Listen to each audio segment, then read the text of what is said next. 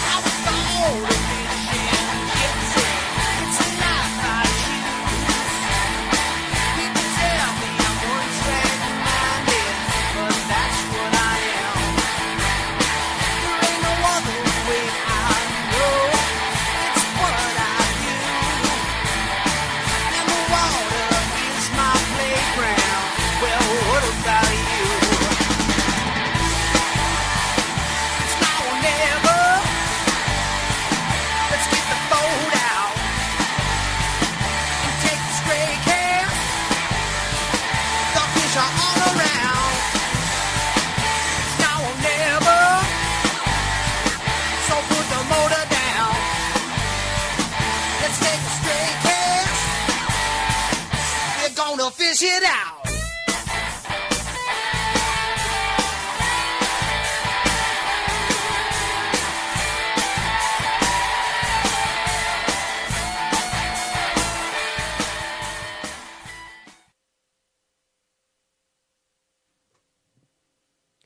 Outside my window, there's a whole lot of trouble brewing. And that's the cotton seeds. The cotton seeds are everywhere. They're driving me mad. Yeah. They're driving me crazy. Yeah. I can't get them out of my reel. It's nuts. But you know what? I got the bass monkey on my back bad. It's bad. It's so bad. I can never stop fishing, no matter what. No matter what, I'm always bass fishing. I'm your host, Pat Renwick. And it is time again. Odin, your son has returned home to Asgard for Stray Cast Outdoor Cartoon Television.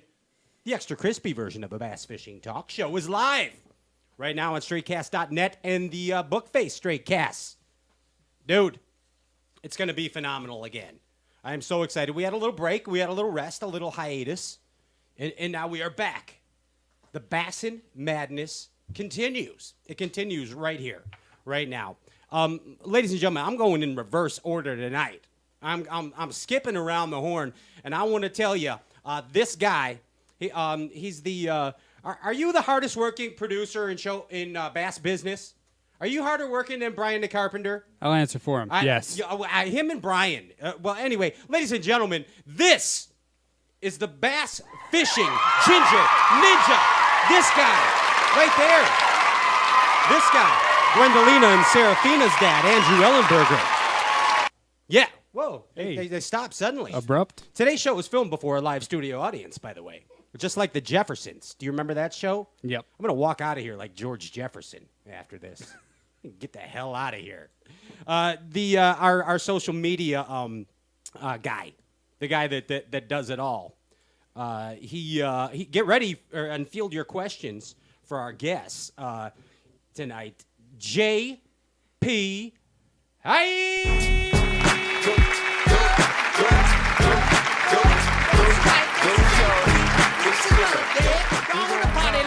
JP's birthday.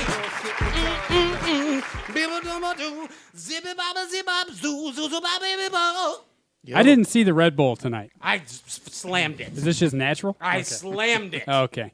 I slammed the Red Bull. That's JP High. He's the hip-hop fisherman. This guy over here with a purple umbrella and a 50-cent hat. Yes. $4. Ladies and gentlemen, this is my drummer buddy who also bass fishes. This is Ryan Popcorn Whitaker. Hello. Whitaker. Woo. Yeah.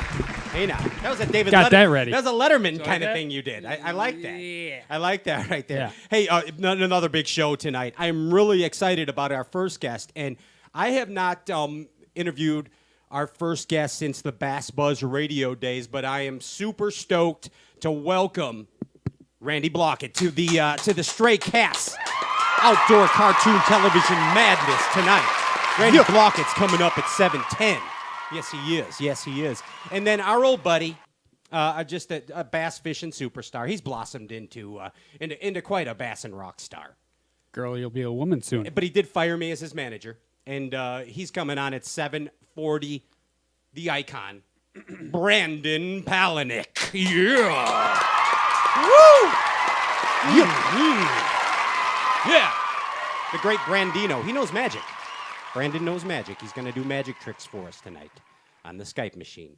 Ryan, we got a big event coming up for those watching in the local area. If you're watching us like in Alabama, this is not going to do you any good. Or Texarkana, Unless Texas. you want to drive up. It's going to be big. You can come on down. But if you're in the Northwest Indiana, Chicagoland area, there's a great thing going on, and the old Poppy Sox is going to tell us about it. What's going on, Ryan? Saturday, June 17th, the Munster Volunteer Firefighters are having their fishing derby.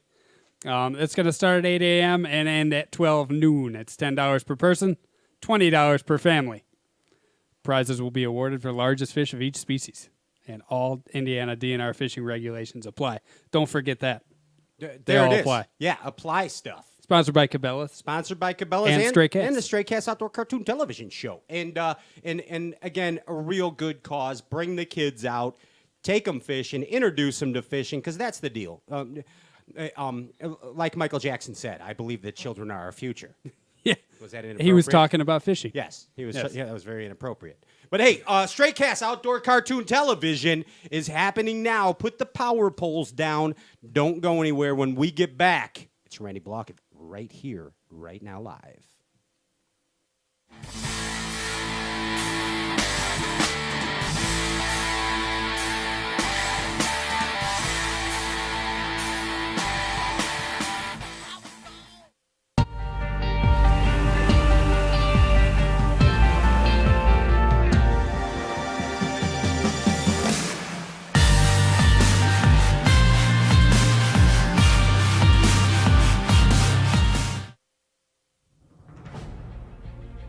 Quality, dependability, consistency, and fish-catching performance is what separates a War Eagle spinnerbait from the pack.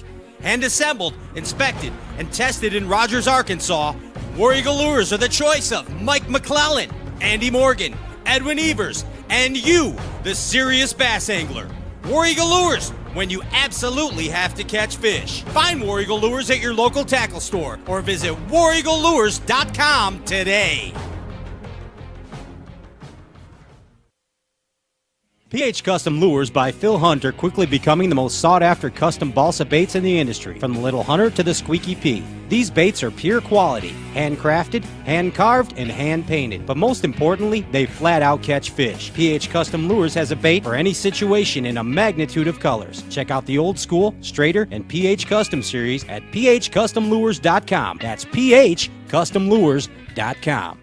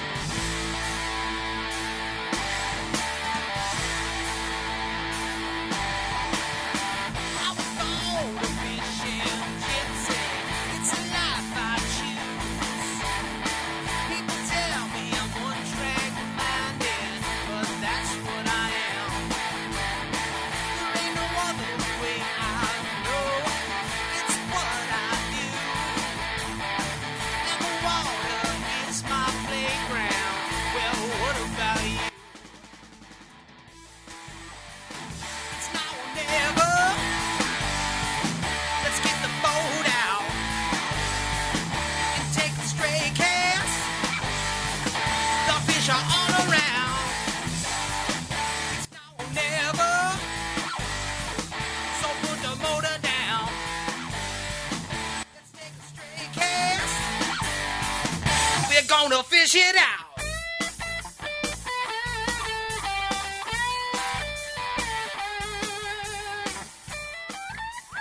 Welcome back to Straight Cast Outdoor Cartoon Television. I'm your host, Pat Renwick.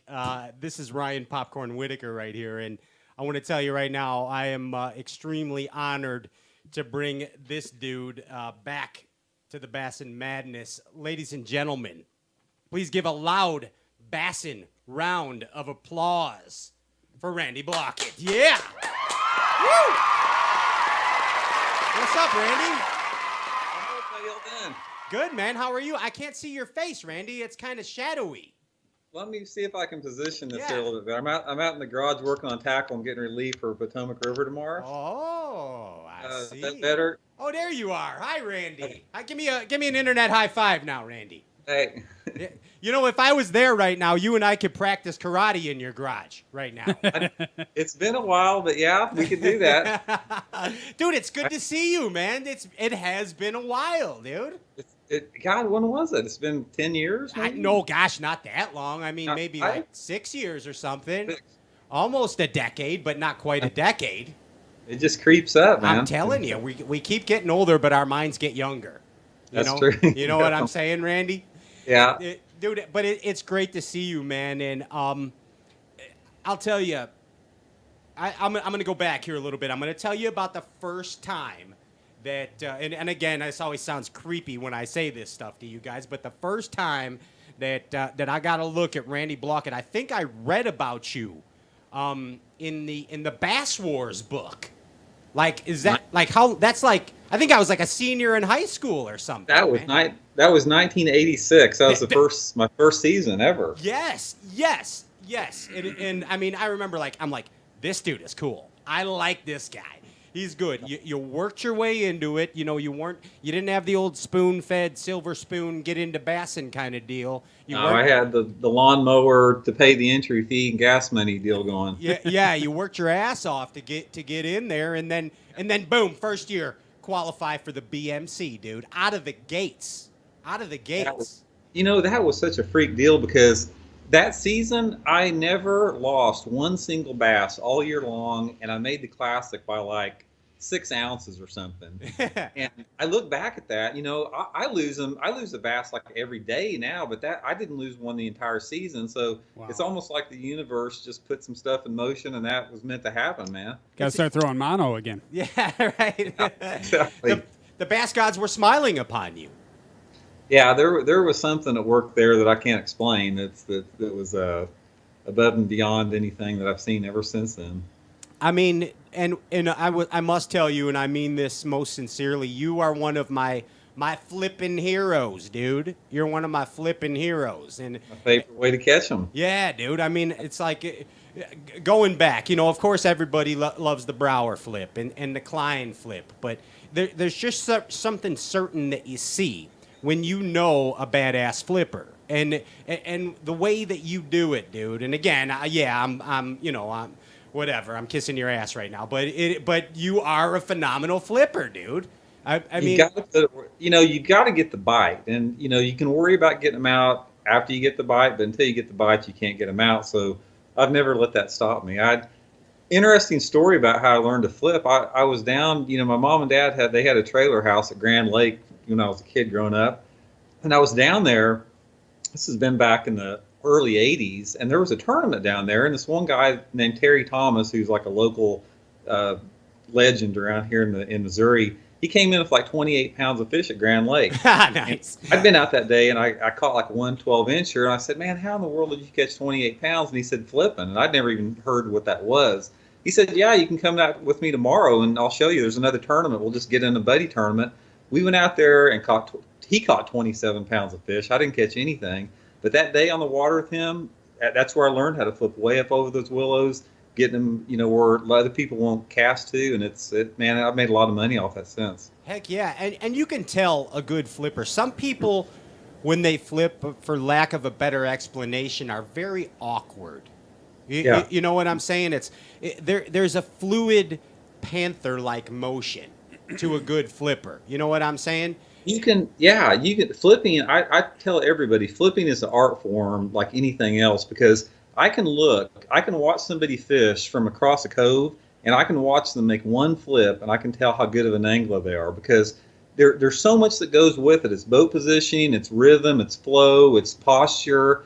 It's just everything has to go and be perfect in order to make that look artistic, and that's what I've always tried to do. Try to make it look artistic. Yeah, and If I you agree. can't tell where the bait landed, they're usually pretty good at it. Yeah, You know, yeah. it's like like a Greg Louganis dive, no splash. Exactly. But Yeah. don't hit I your just head said on Greg the Louganis. bass boat on Yeah, the way out.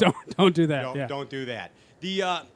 And it's I talked to Gary Klein once, and he told me, Pat, if you're flipping and you're fishing with another angler, and they're catching fish behind you, you're doing something wrong. Do you agree with that? Well, it depends if everybody's using the same bait, but most of the time, a flip and bite, there's a lot of variables that will generate the strike. The angle's one, and where you put the bait is important, but it can be something as simple as rate of fall, line size, lure color, lure profile. There's a lot of stuff that add up to it, and in order to maximize your water, you have to have all that come together. You have to have the right angle. You have to know where to put that bait. You have to know how to work that bait once it gets in there. Sometimes they want it, a fast fall. Sometimes they want it sitting dead on the bottom. Sometimes they want a slow fall. Sometimes they want a green pumpkin at 2 o'clock in the afternoon and a black and blue at 9 o'clock in the morning. So there's a lot of pieces to the puzzle, and it's just a guessing game until you really figure it out and isolate it. It's crazy. And you brought up boat positioning and flipping, and I think that's something that so many anglers overlook. And when I think about it, Randy, it's when we're in a boat and we're up close and personal with our green buddies, okay? Our boat is displacing water, correct? Are you with me? Yeah. It's displacing water. And I see a lot of anglers keeping their boat where it's actually, and now I believe in getting right up on the fish. I do it, okay? I do it all the time. When I can get up close on them, I'm going to do it every time. But I see a lot of people that they're making, instead of making flips slightly ahead of the boat, they're making flips directly in front of the boat where the water has already pushed. Is that a bearing factor on the success of flipping whatsoever? I think it's one of the factors, but I think it's like anything else. It's not everything. I mean, when you're approaching a piece of cover, I mean, you have to calculate the wind, the current, the size of the boat you have, and how much momentum that boat carries with the thrust you have on your trolling motor. And once you get good at it, you can come into a piece of cover at the right speed and the right angle. And what you said definitely, I think, can play a part at some time, but I think it's just part of the overall puzzle. Okay. And it's and like I said, and you can slop through an area and catch fish. I mean, you don't have to be completely 100% efficient, but tournament fishing is all about maximizing what you have, your water, the area you're fishing, everything. And that's when you do well, is when you got all that dialed in. Absolutely it is, man. And I'm going to go back through a few Randy Blaukat flipping history moments here, okay? And you and I have had this discussion before, but refresh my memory and tell me what derbies these were.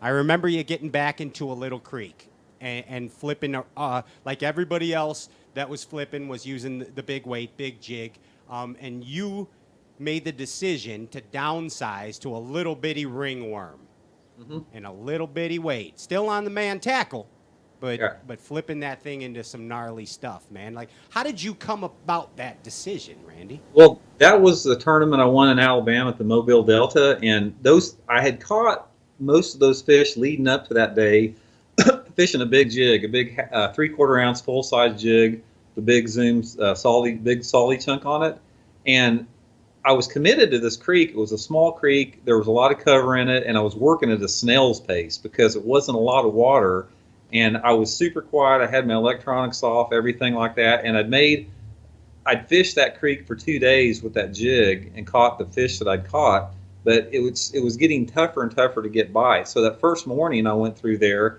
and I caught one on a jig. I made it past through my whole area and didn't have a bite. And I said, I just got to give them a different look. And that's when I downsized to a little, 4-inch ringworm and wound up, catching the fish I needed to win that day. But that's the big key that I found in flipping is gone are the days when, back when, like when you and I were talking about back in the 80s, you could have a half-ounce black and blue jig with a black and blue pork frog and 30-pound high-visibility line, and you have one rod out, and that's all you'd fish all day long. But now these fish are so conditioned, they're so smart that I'll have, if I'm committed to flipping and that's all I'm going to do, I may have 7 or 8 flipping sticks out with the finesse stuff. I'll have a couple little finessey things. I'll have the big bulky jigs on. I'll have different profiles, and it's basically just give them a different look. I mean, most all the tournaments that I've placed high in or won, they've come off flipping. They've come off of one area, one stretch that I just slowed down, and I did not leave a stone unturned. I fished every inch of it. I rotated baits. I rotated colors. Again, it's about maximizing your water, with your things you can control. Say you're on a laydown. You're back in the creek on this laydown, and you just know it has fish on it, Randy. You just got this. You got that funny feeling, How long do you spend on that laydown, or that, let's call it any piece of cover, and how long do you spend on it, and how often do you rotate baits on it before you're like, I'm kicking the dead horse, I'm out of here? Yeah. That was sort of like the Bassmaster Classic in '98 that, I finished third behind Brower and Cochran and had the fish on to win that classic, and that was exactly what it was. Isolated wood, isolated laydowns where you had to make multiple presentations to get the bite. And normally you're normally expecting to catch the fish on the first cast once you get it in the sweet spot. And if you don't do that and there's a fish there, say you caught fish there the day before, it's set up perfect, you got the right cover, you got everything's just right about it. I'll maybe make, 10 or 12 flips around, say, a log that's 10 feet long, different angle. I'll come off the end, I'll start on the sides. Then if I'm really thinking there's one there, I may switch up flipping baits, rotate that up a little bit. And then if I still don't got a bite, I'll usually run a moving bait through there, like a crankbait, spinnerbait, chatterbait, something like that, to try to generate more of a reaction strike other than a feeding strike. But that's my favorite way to fish. If I had one way to fish, it would be isolated cover with a flipping stick in my hand, because I understand the personality of those fish, what you need to do to get them to bite. But we don't get that situation very often. Yeah. There's like maybe one tournament out of every 3 or 4 years we'll get that situation, where you can fish like that. And it used to be more often. And it is because you feel these fish are conditioned? Well, it's a combination. I mean, we fish a lot of different lakes this time. We fish a lot of different lakes than we normally used to, and we stay basically from that from that January to June time frame. And a lot of the water that I'm talking about like that, it's prime in the fall time and early winter, like from that August to November period. And back when I was fishing the Bassmaster circuit, that's when we fished. Our season started in August or September, and half of it was in the fall and half of it was in the spring. But we don't have the opportunity for those those mid to late fall tournaments anymore when that type of fishing excelled. That's why, like Rick Clunn's a prime example. Clunn and David Fritz, those guys used to get out to such a big lead in Angler of the Year in those fall tournaments. And after that quit, and it was a spring tournament, a lot of those guys that were really good at fall fishing sort of struggled when the new schedules came out about 10 years ago.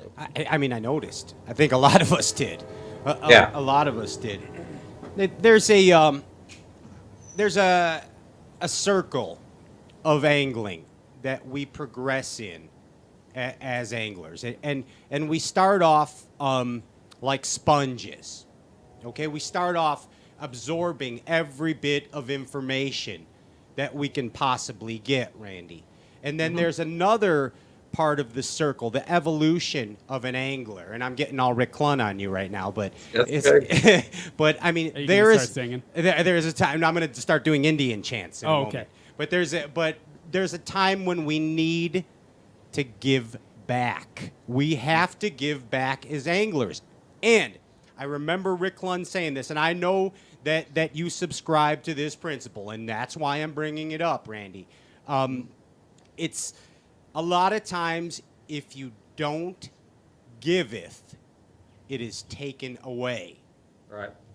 I mean, are you speaking my language right now? No, that's how the universe works. I mean, it's a cycle. It's all about balance, and you sort of you get what you give. I agree with that 100%. It's like especially in tournament. It's like the Beatles.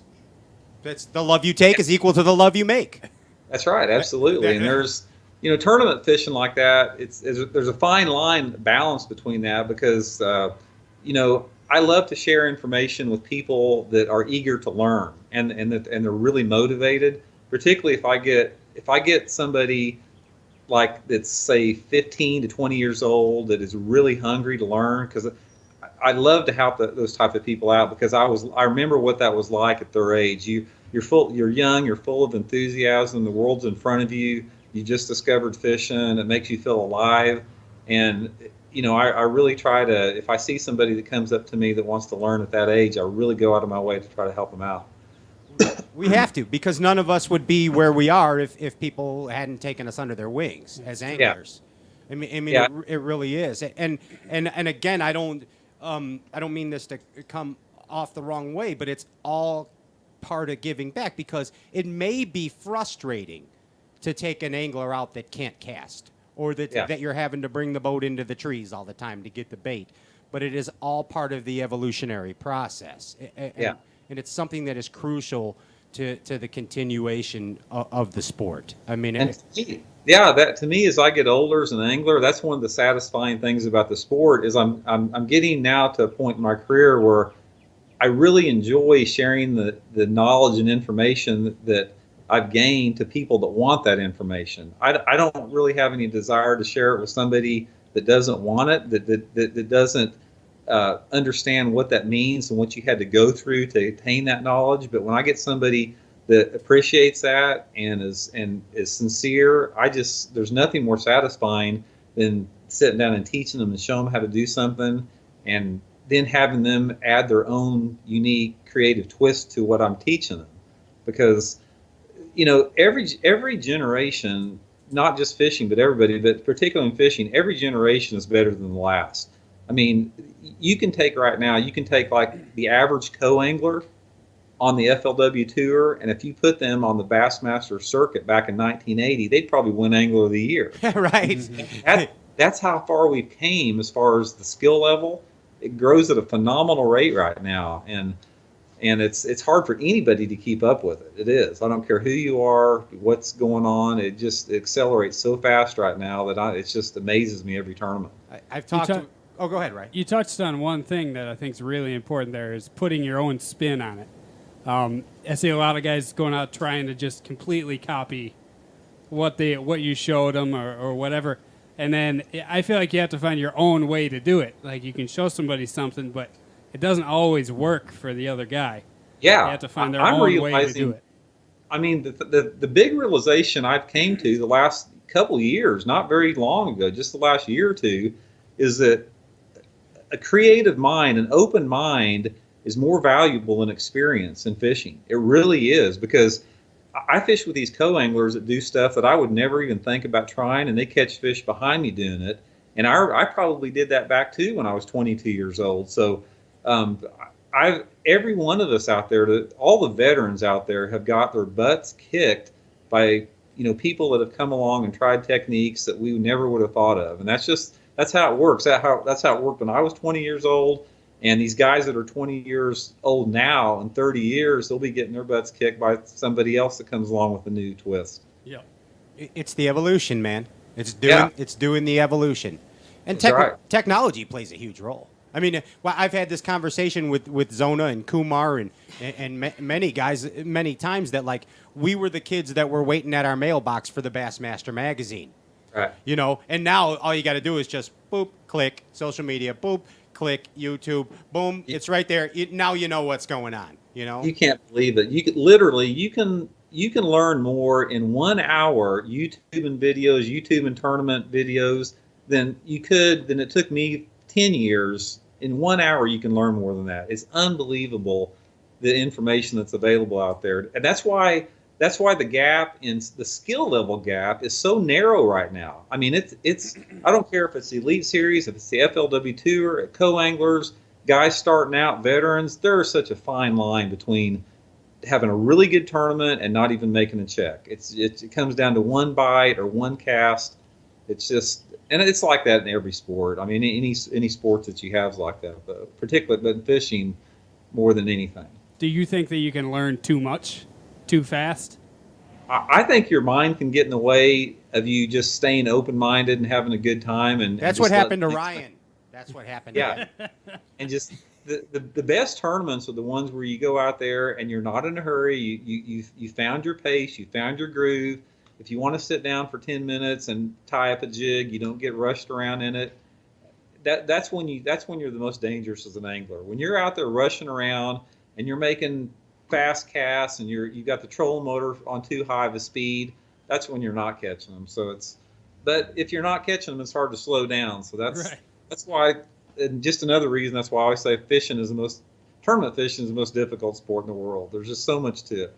Fish with confidence. It's mind-boggling, tournament bass fishing.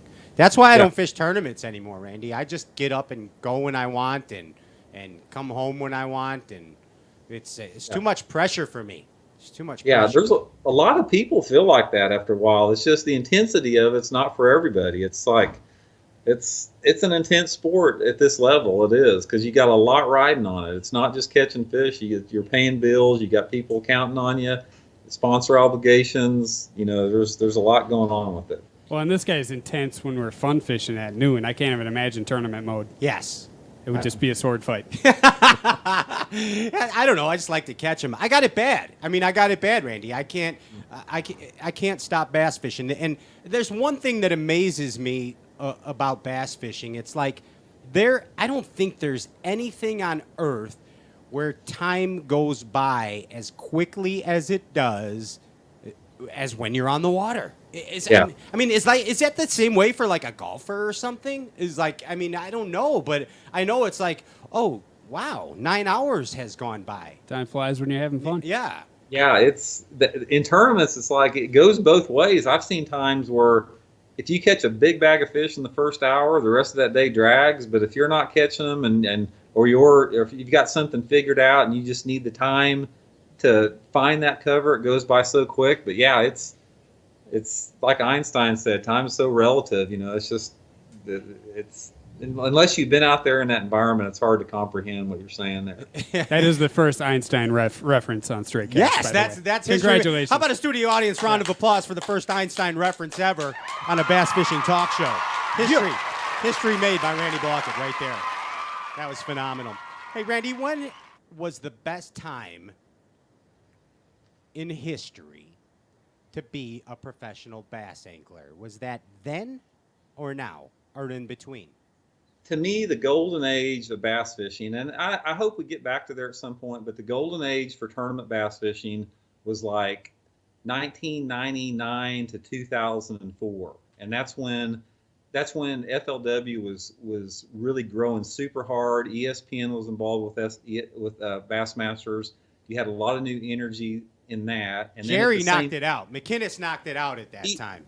It was unbelievable for those people that were there during that time. The energy and the excitement in this industry with the anglers, the sponsors, the fans was unbelievable, and that carried over up until like when they first had the Bass E50s, in the mid, I think it was 2003, 2004. Mm-hmm. There was so much enthusiasm for the sport on so many levels. There was a lot of money in it. A lot of pros were making a lot of money fishing through sponsors. The purses were bigger than they've ever been. It was the best time to be a pro fisherman. Obviously, the recession of 2008 put all that to a grinding halt. We're starting to come back a little bit now, but I don't know if we'll ever reach that level where the potential that existed during that time frame that I think was sort of unrealized. It's never manifested since then. There's like a tier of sponsorships, isn't there? It's like it almost seems I don't know if it's performance based as much anymore or where it is, but it's like you're either here or you're here. Well, It's social media has changed everything because you can take somebody, you can take some 20-year-old kid that's a YouTuber, doesn't have any tournament experience, and he can go out and he can create YouTube videos. He can fish. He can put all this stuff over the social media. He can promote his page. You can get tens of thousands of followers, and he is actually more valuable to a sponsor as far as creating impressions for that product than somebody that's won the Bassmasters Classic a couple times that is not like that.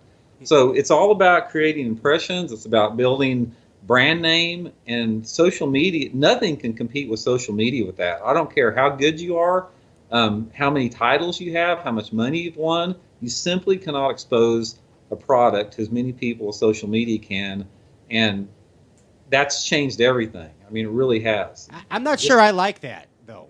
I don't know. Yeah, I'm not saying I do either. That's just the reality of the situation, because you can have.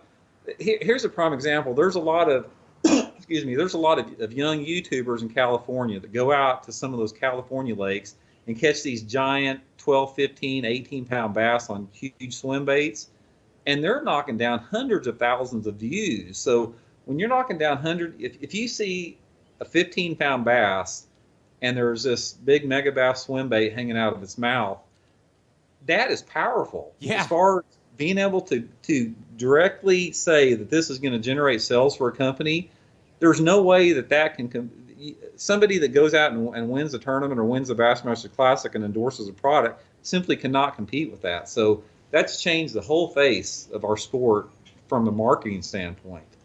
And I think the ideal situation is to have a combination of both. You have to have a strong social media presence. You have to have, some type of a name and, recognition to draw some credibility to that. I think that's when that makes the ultimate marketing person fishing now. But there's a lot of people right now that are making a lot more money than pro anglers are. They're just making YouTube videos and capitalizing on that. They figured it out. I hear about it all day. It's a different world for sure. It is, and it's, I don't know, it's good and bad. I have mixed emotions about it because social media helps us, social media helps you, but it's kind of like the old adage, let the music do the talking. You know what I'm saying? It's I think it's forgotten. Yeah, that's not how it goes anymore. I mean, it's really not. I mean, it's changing even so rapidly right now. I mean, it's just there are more people wanting to be pros. There's more people fishing. There's more opportunities to make money in the sport through non-tournament avenues. It's just a matter of capitalizing those, using your creativity, being tech savvy. And if you're a good angler, if you're tech savvy, if you have a good on-camera presence, I mean, you can go a long way in the sport without even fishing tournaments. You can, if that's your passion, that's great. Some people, myself, I'm passionate about tournament fishing. I love tournament fishing. I hate it at the same time. I love it and I hate it. And that's sort of the same with the YouTubers. I mean, we are starting to see some people put all that together too. We just we're having on later. Yeah, we just got today. that comment. Yeah.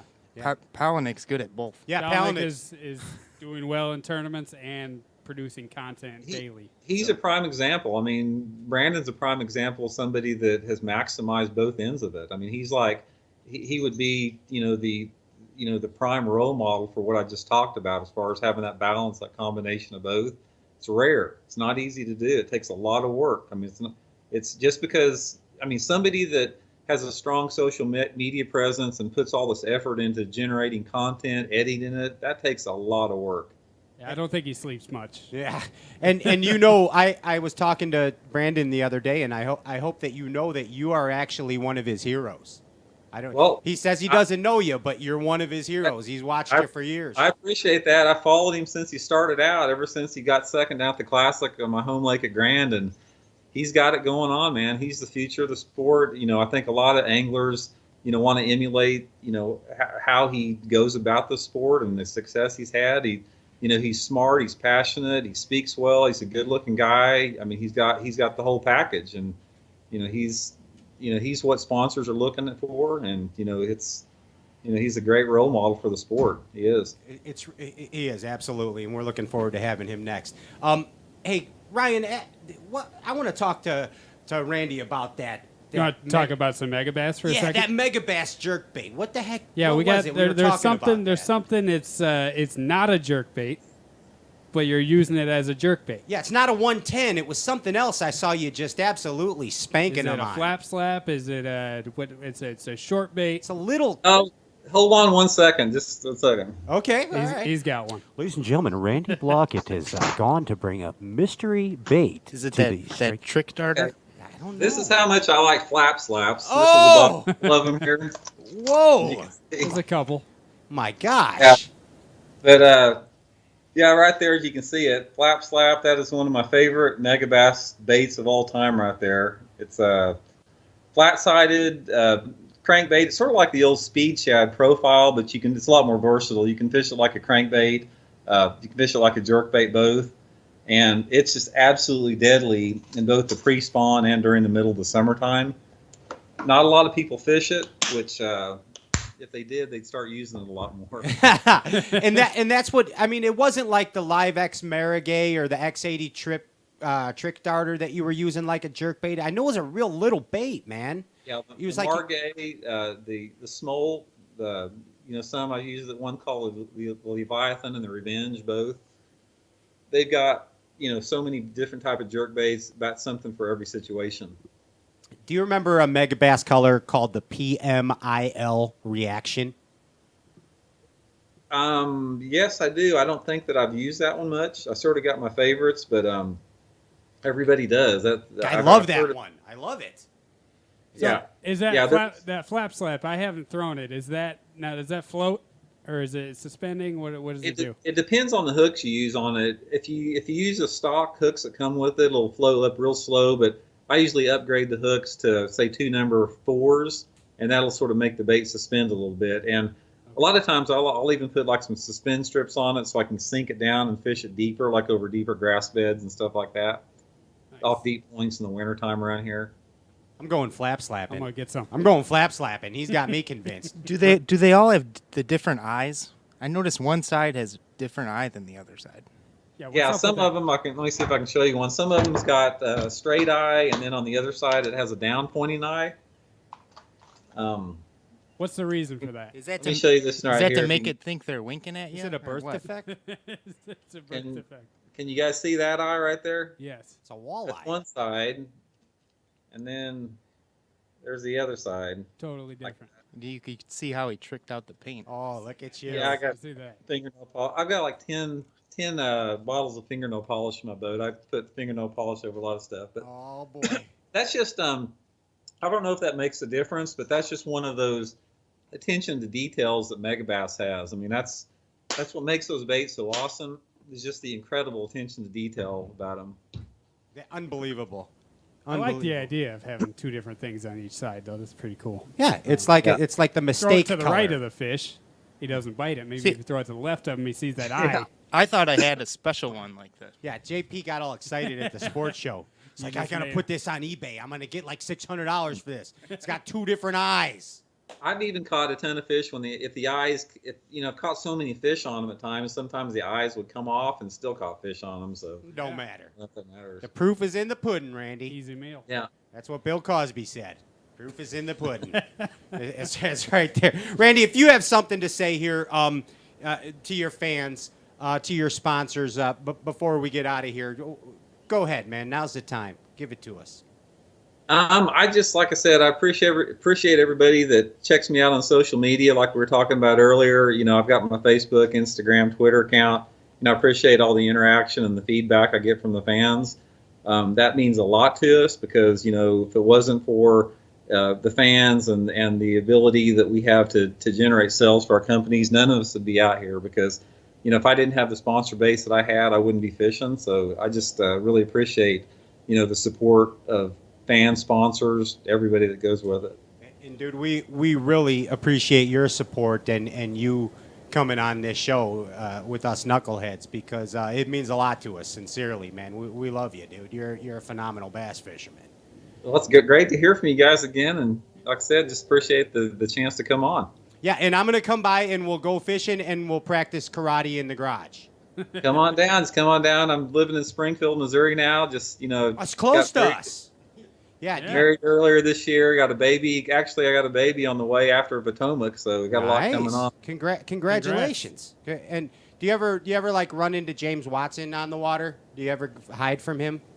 I've seen him on the water a few times. He lives just down the road from here, so he sees every tournament. You better stay far away from him. He's a bad influence. He's a bad knows karate. He's a bad influence.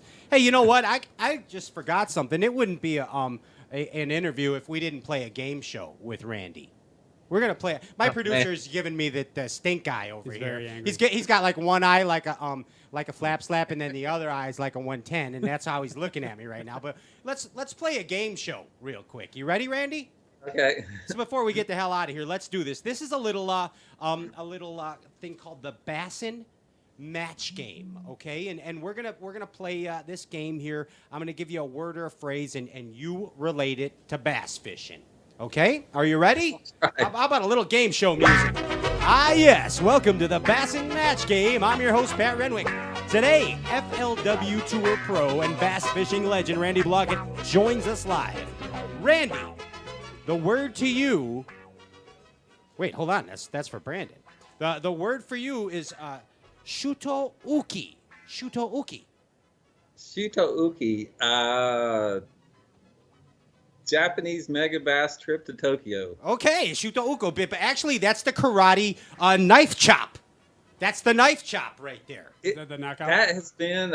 I was in tournament competition. That's been back in 1990. So I've forgotten a lot of that since then. That's the shuto-uki, but I like your answer better anyway. Secret weapon. Secret weapon. Flap slap. The flap slap. There it is right there. Chickadee China, the chatter chicken. Chatterbait was my favorite magic shad trailer. He is speaking my language right there, right? He knows. Randy knows. It's right there. Fishin' gypsy. Fishin' gypsy. Shinfukai. Shinfukai. And Miyu. Okay, they're the Fishin' gypsies. I like that. Lord of the Bass. Lord of the Bass. Steve Kennedy. Steve Kennedy's the Lord of the Bass. Right there. And cuts like a knife. Cuts like a knife. Cuts like a knife. Ranger Z521. A Ranger Z521 cuts through the water just like a knife. I think that Randy won. Randy won. You won. Congratulations. Yes. You won some replacement eyes for your flap slap.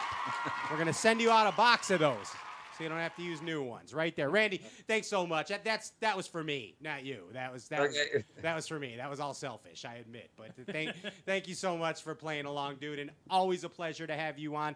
Everybody, look up Randy Blaukat on the Bookface and on Instagram and watch him on the Walmart I say that every time. On the FLW tour. It's embedded in my head. That's what those advertisers did to me. On the FLW tour, and best of luck on the Potomac River, Randy. Appreciate it. Thanks, guys. Appreciate it. Take care. Randy Blaukat right there. Hey, I'm Pat Renwick. This is Ryan Popcorn Whitaker. Put the power poles down when we come back. It's Kid Galahad. Brandon Palaniuk right here on Stray Cast Outdoor Cartoon Television. Don't you go anywhere, please.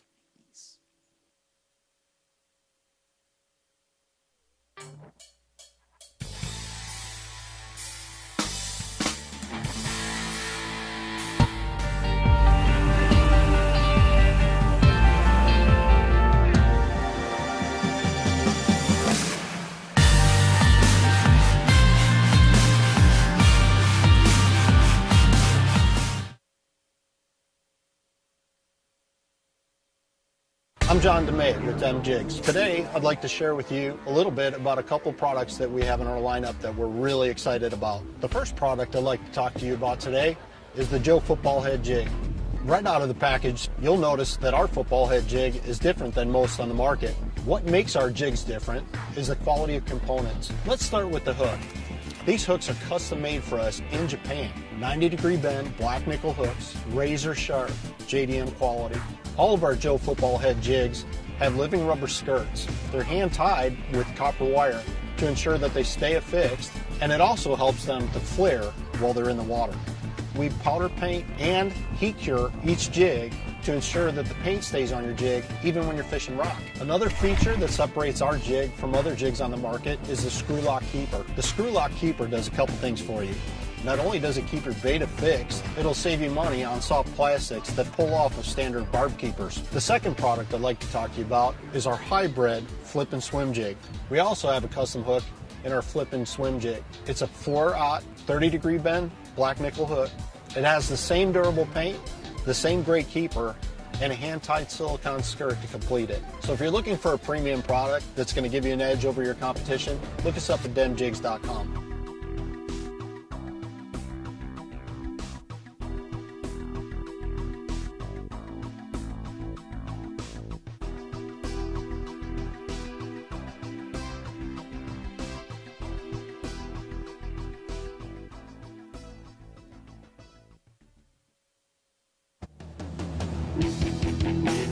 Stank's Bait Company has been hand pouring and injecting soft plastic baits since 2009. Each bait is hand poured with you in mind, and each bait is injected with fish catching juice. They've got over 20 baits to choose from. And Stank's Bait gives you unparalleled custom colors, and they'll match the hatch of your local lake forage. Plus, they feature soft plastic custom airbrushing, and now they offer their services to you and your soft baits. So pretty you'll want to frame it. But don't, because the fish aren't going to see it on your wall, and they're not going to smell it till you get it in the water.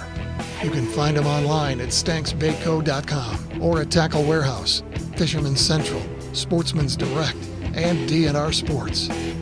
Stank's Baits. Get 'em.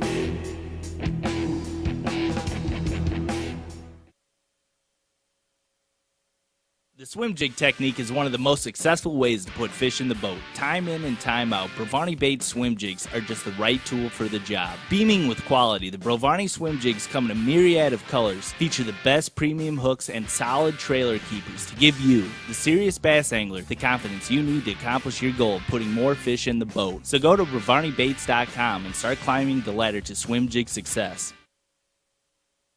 Rageous Outdoors is quickly becoming the industry leader in tournament fishing apparel. There's no better way to represent your sponsors than with a Rageous jersey. At Rageous, you can get a short sleeve, long sleeve, sweatpants, the best prices in the industry. Rageous also offers club and team discounts, special high school and college prices. Our website is easy to navigate, and Rageous' staff will make the process quick and easy for you. Rageous Outdoors, offering high-quality tournament apparel for the weekend angler. Outfit yourself from head to toe. Check out Rageous online at www.rageous.com.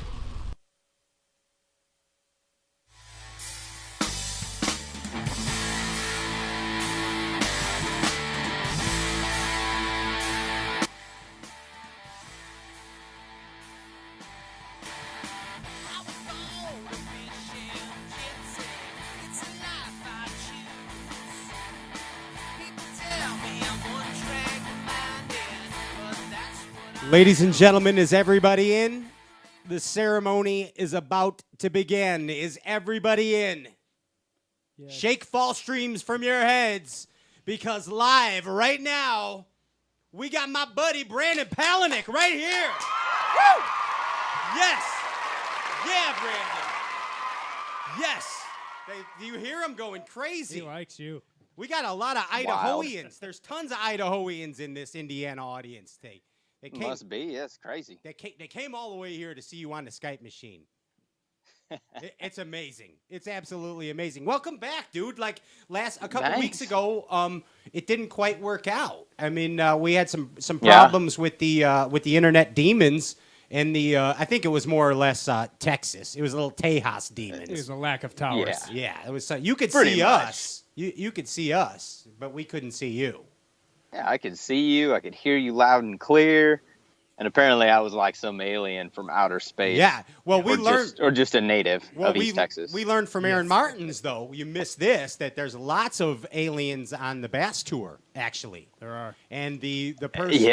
And the alien in human form, the guilty one, is Skeet Reese. Skeet is the guilty one. We learned that, Brandon. It really has to be true. It's the only way that you can move the way that Skeet does. Yeah. And still be okay with it. And I mean, when Marty the Party Robinson tried to outdance him, and it just didn't happen. Didn't happen. Yeah. Davey Hyde made an attempt once. Yeah, Davey Hyde even danced. I hope that never happens again. But it was, I mean. I saw it. Yeah. You ever thought about breakdancing on stage, Brandon?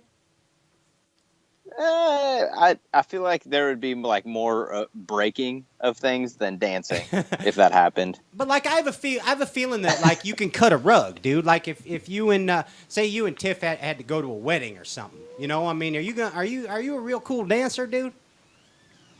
I've been known to get out there and shake a few things. You bust a move. You shake the moneymaker, don't you? You shake that money. That's right. You shake the money. That's right. I'm not scared. Dude, you've been at this not too long at all, and you already have the resume of well,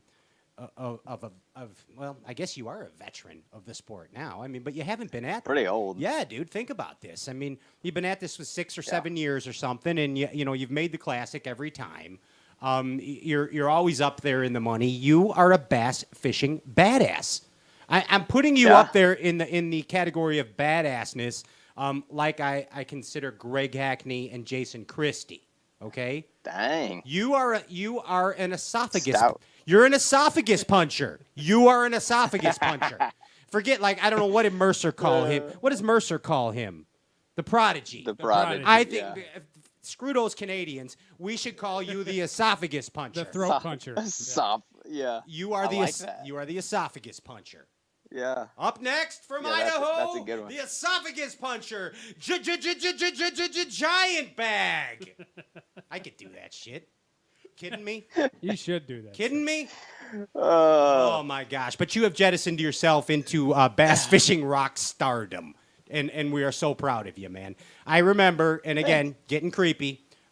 First time that we set eyes on the little Brandino. Bassmaster Classic. What 2010. Was it 2010? Was that your 11? 11, your first classic, okay? Lake Catawachi. And yeah, Lake Hachawakuka Chachi. Joni loves Chachi. We watched you on that tournament, and he's in his little Yamaha jersey. And you're little out there baby face. I couldn't even grow facial hair then. throwing that little bandit crankbait. That was so cute, Brandon. It was awesome. It was awesome, dude. But here's a little known fact about that tournament. You were right up there. I mean, you were right up there. Mm-hmm. That's where everybody first was like, yeah, this guy, he's going to do something. But here's a little known fact that KVD actually paid a visit to your hotel room that night. He left an elk head. He left an elk head in your bed with a note pinned to it. Freshly severed. It was very Godfather-esque. The note was pinned to it, and it said, if you want to sleep with the fishes in a pair of cement shoes, I suggest you back off. Are you going to admit that that's true or not? Did that happen? Yeah, it did. And, at that moment, I felt like it had to take the respect route, and just kind of lay off.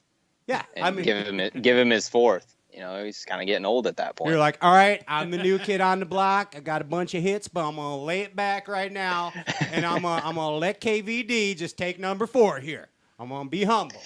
Because the last thing I want to do is end up in a pair of cement shoes on the Kawuchikaskaski River, Pretty much. And he brought me an elk head. Yeah, and he brought me.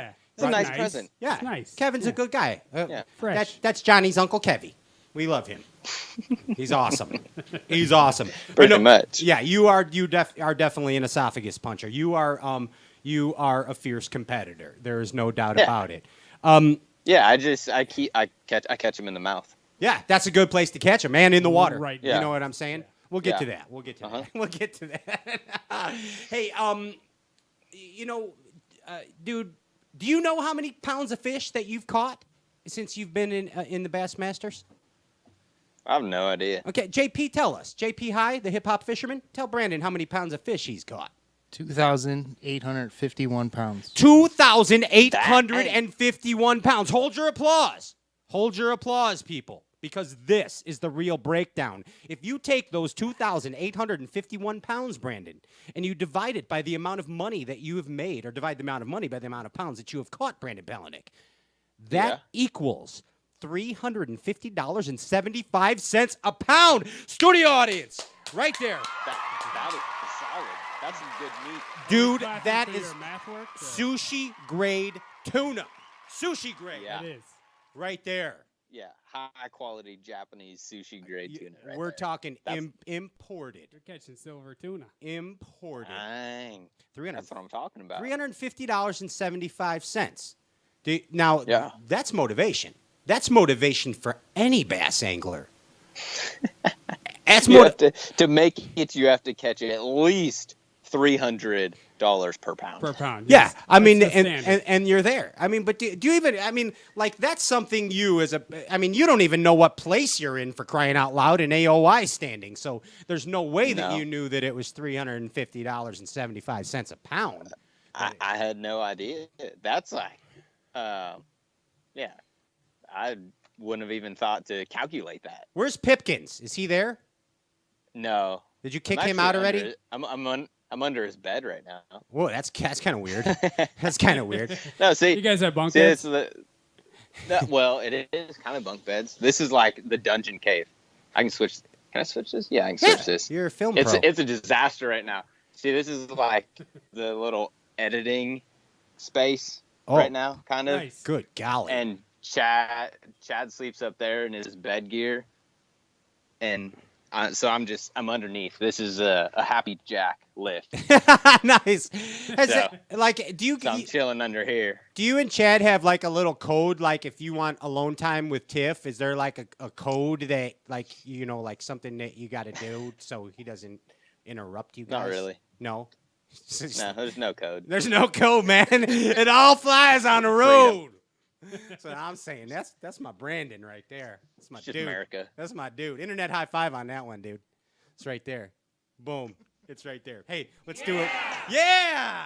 Let's do it. Yeah, let's do a rundown here, man. I'm gonna go backwards. Okay. I'm gonna go backwards. All right. Back in time. Cherokee, 12th place. Oh, Okeechobee, yep. 105th place. 105th place. Okeechobee. The Classic, 50th place. Out of 52. T-Bend, 5. On the Raz, 18. Rayburn, 1. Dardanelle, 12.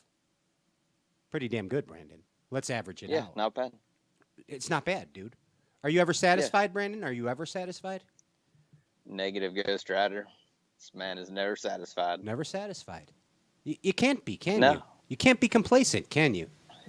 No, if you get comfortable, that's when you get your teeth kicked in. Yeah. when you get your you esophagus can't you can never like let your guard down or ever settle against these guys. Like, you always have to be the esophagus puncher That's right. if you want to compete. If I make you a shirt that says esophagus puncher, will you wear it, please? Yes. Okay, I will do that for you. I will do that for you. You know I'm cool like that. You know I'm totally cool like that. But I mean, it's you gotta be, dude. You always gotta be. You gotta always be one step ahead. Now I'm gonna go to Rayburn here, man. The Derby that you won. It was, man. You kind of.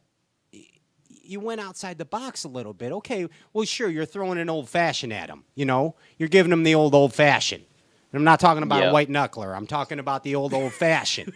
You're throwing the big old monster zoom worm at him. That's Texas style.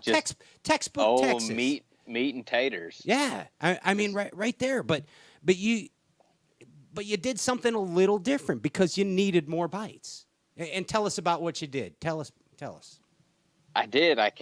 During practice, I kept idling around, and every once in a while, I would idle a brush pile or kind of across a little flat that had some standing timber, and I saw what I swore were bass on my hummingbirds. And the mega imaging doesn't really lie. I mean, I can zoom in and look at the shadow, and it looks like the shape of a bass. So I knew that they were bass, but I could not get them to bite.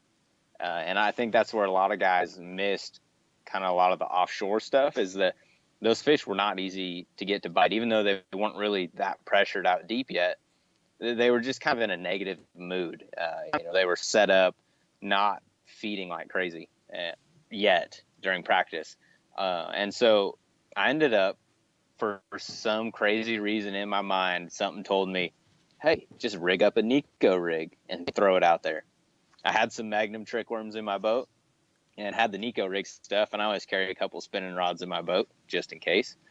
So I pull out a little Alpha Angler wrench, get it all set up, rig up that Magnum trick worm with the Nico rig, and like 5 minutes into it, the next brush pile I pull up on, I catch a 9-pounder. Wow.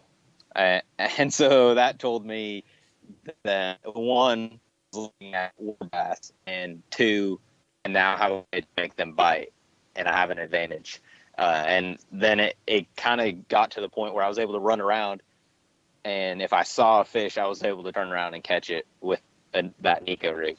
And that gave me a lot of confidence in the offshore bite, and it also allowed me to then start to drive around, look at places, and mark them and know, whether or not there were bass there without fishing them, and kind of know which places were the right places. And then it was just one of those weeks where it worked out perfect, where those fish were coming to me every day. There was more and more fish showing up. Ideal. I mean, places I had marked that there weren't even fish. I didn't see a fish or catch a fish off of in practice, or the first or second day of the tournament.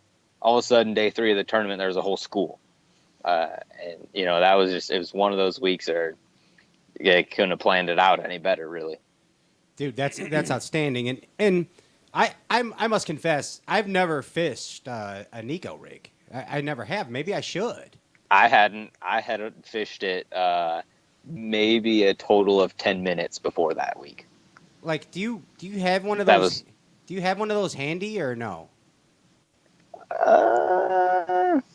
It's outside my boat. Oh.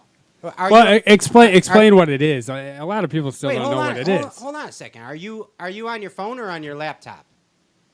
I'm on my phone. You want me to go get? Yeah, go out to the boat. Let's make this interesting. Let's look at a Nico rig. Let's live dangerous. Let's hope that I don't lose you. If we do, we'll just walk back in. It's on okay.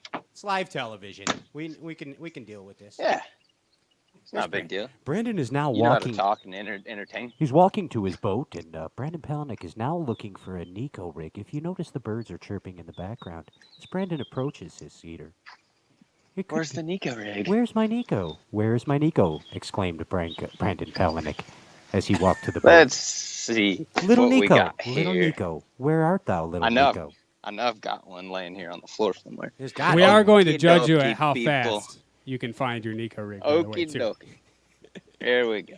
I'm gonna have to find grab a hook for it though. But They're rigid. here is Yamaha. That's okay. Sponsor blurts. Get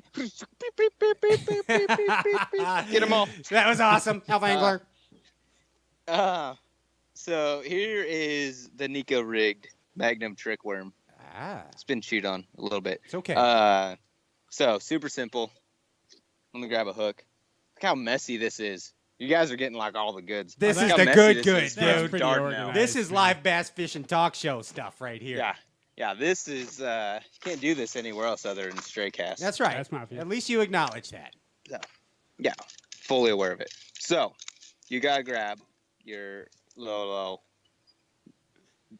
VMC weedless Nico hook.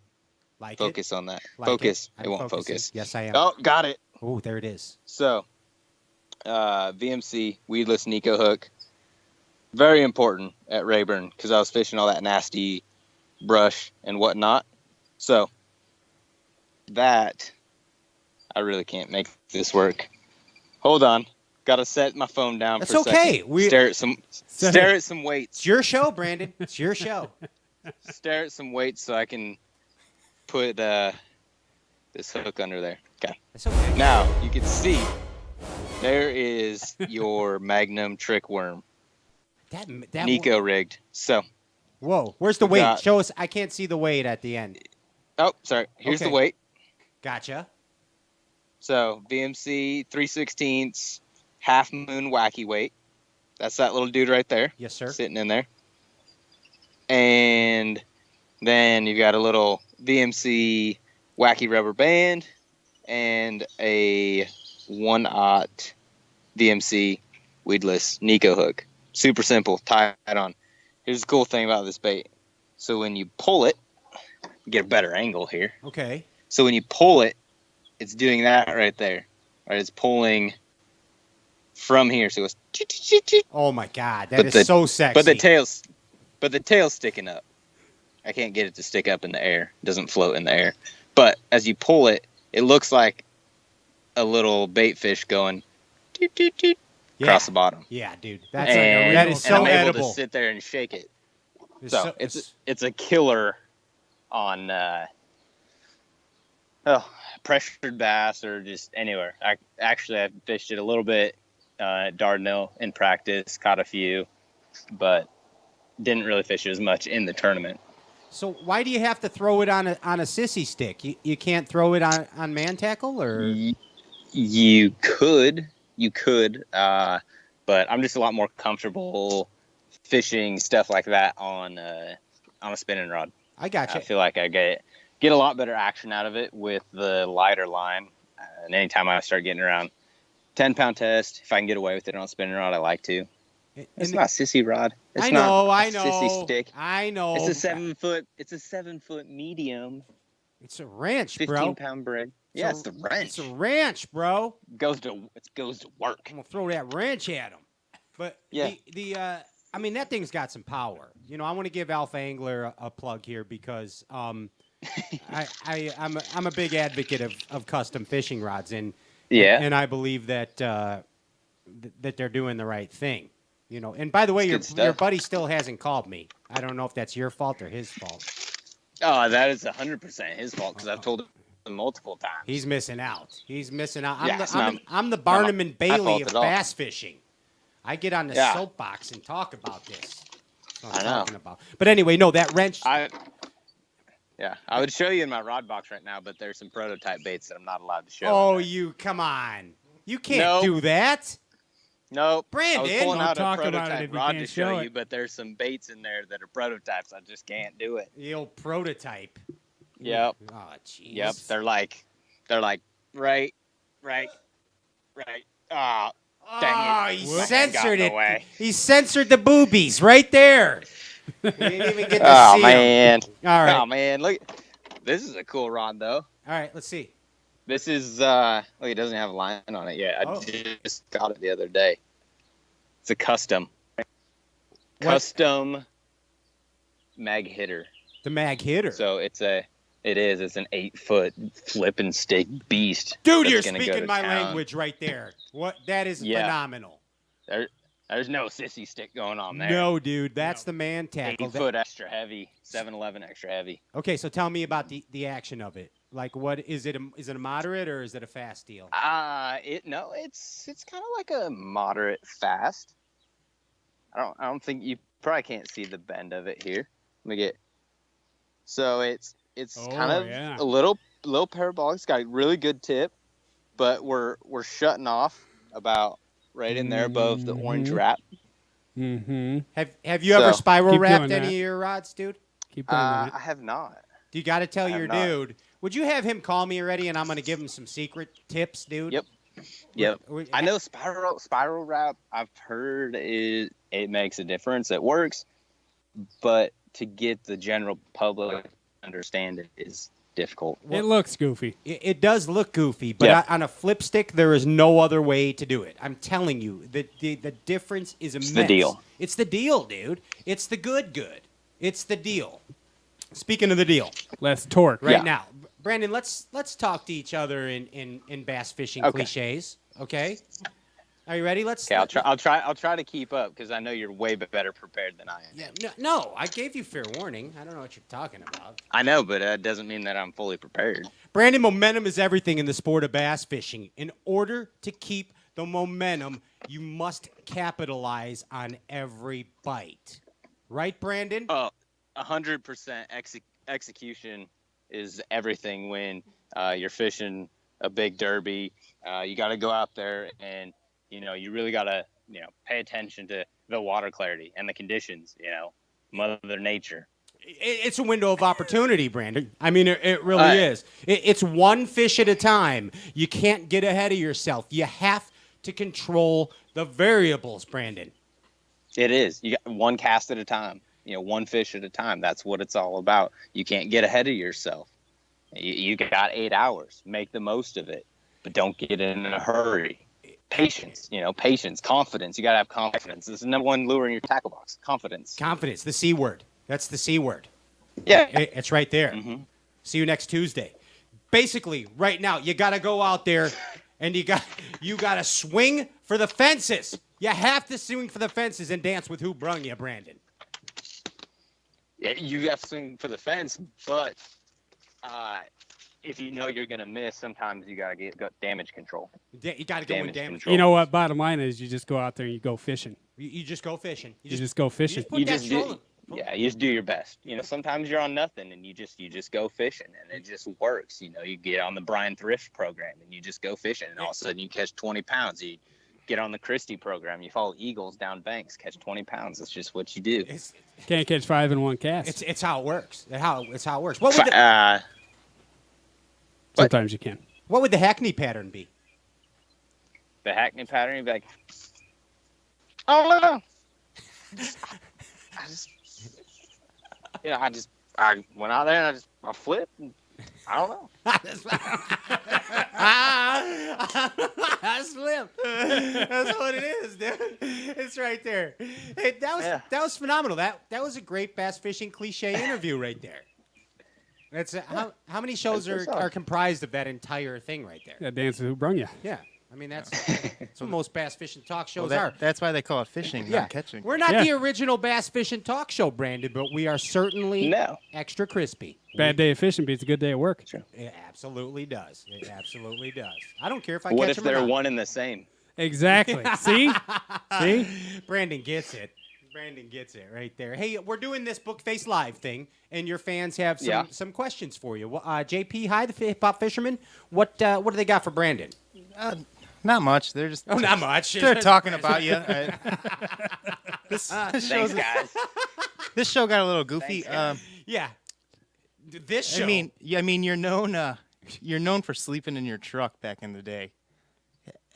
David wants to know, has moving to the camper helped you this year? I think it has. From like just kind of a mental standpoint, I'm able to focus kind of on what I'm doing. You get away from the dock talk, you get away from, all the distractions, and I'm able to kind of focus on my deal. And that's a huge thing when you get out there, it's way more than a lot of people realize. And so for me, it's important to be able to, take that time, and I think you get in a better kind of rhythm, better system. Things start working out and flowing together, and you've got all your own stuff. I've got everything that I need to live life on the road. So I haven't been home since January. Wow. Home's where my camper's parked. Where are you now? I am at Lake Fork in Texas. Ooh, lucky. The old Fork. Skeeter Owners Tournament. So you got to look out for Kelly Jordan. Having a toilet and a shower has got to be a plus too, right? Oh, it's incredible. Right? Who doesn't love this? That beats not having a toilet and a shower, right? Dump every day. Come on. It's freaking incredible. What else is going on, Great. JP? What's the weirdest bait you use on a drop shot? Weirdest bait I use on a drop shot. I tried drop shotting. I tried cutting out the harness and the weight out of a 8-inch HUD and drop shotting 8-inch HUD one time. Are you kidding me, dude? No. I mean, this is real. I just wanted to give a different look. Suspended bait fish. Suspended bait fish. That's it right there, damn. All right, Phil Gordon, there you go. That is a weird one. That is a weird one. All right, we got Tommy Billings wants to know. Oh, Tap Dancing Tommy. Where would you suggest to go elk hunting? Oh gosh. And if I had to pick one state, I would probably pick Montana. It's probably one of my favorites. Just the way the land lays out, I would say Montana's probably my favorite place to hunt. Nice. Montana. Turn me. Go to Montana, Tommy. Set me free. Should we keep going? They're firing questions now. Go ahead. It's there. Give All right. it to them. Just send them. Yeah. Dennis wants to know, 3-footers on St. Clair. It's overcast, post frontal. What are you throwing and where? Be more specific. It's overcast, 3-footers. I'm probably gonna be either throwing jerk bait, or I'm gonna be throwing like a Rapala DT16. So somewhere in that 14 to 17 foot depth range, cranking. I'm gonna be fishing something moving, maybe a 5-inch zoom boot tail, fluke, something like that. Something that I can cover water with, because those smallmouth should be aggressive. If you've got 3-footers rolling and it's overcast, they should be chomping. You're not drop shotting a Huddleston? Not happening. Can't give all my secrets. All right. This is my favorite question. White or black frog? Jeez. Black in dirty water, overcast, so dark conditions. White in the opposite. Revelation. Really? That's a revelation. That is interesting. Bass fishing. No, but you only get to pick one. White or black frog? Oh. You got all conditions. Which one? Well, funny you asked that. Me and my buddy Diaz used to always have frog tournaments, and it would be the Black Widow versus White Lightning. Yes. And I believe I was always the Black Widow. Hell And yeah. he was White Lightning. We're in your Did you school. win most of the time? It just depended on the day. If it was cloudy or sunny. Yep. Hey, All right. Hey, Brandon, can I teach you something right now? Yeah, please. Okay, because I'm a bass fishing talk show host, and you're just a professional bass angler. Yeah. So I'm going to teach Does it you have to do with something. growing my hair out? Yeah, you should. I want you. Dude, you're Yes. a hippie. I love it. All right, hold on. I'm going to walk over to this other camera, okay? Okay. I'm gonna do it. Jens My doesn't producer's want you. yelling at me. I don't care. I do this shit anyway. It doesn't matter. You need a mic? I'm going back into my dungeon because I'm getting eaten by mosquitoes since I'm at the skeeter tournament, I guess. He's going to show you who he is. Can you see me, Brandon? Oh, gosh. Yeah, somewhat. Okay, here we go. Now you're sponsored by. Can they hear me on this? Grab a mic. Here, I don't think it'll reach. They got to be able to pick me up. I'm a big mouth. All right. So, Brandon, you're sponsored by Zoom now, right? Sponsored by Zoom. Correct? I can hear him. Yep. All right. Speak to me in sign language because I can't hear you.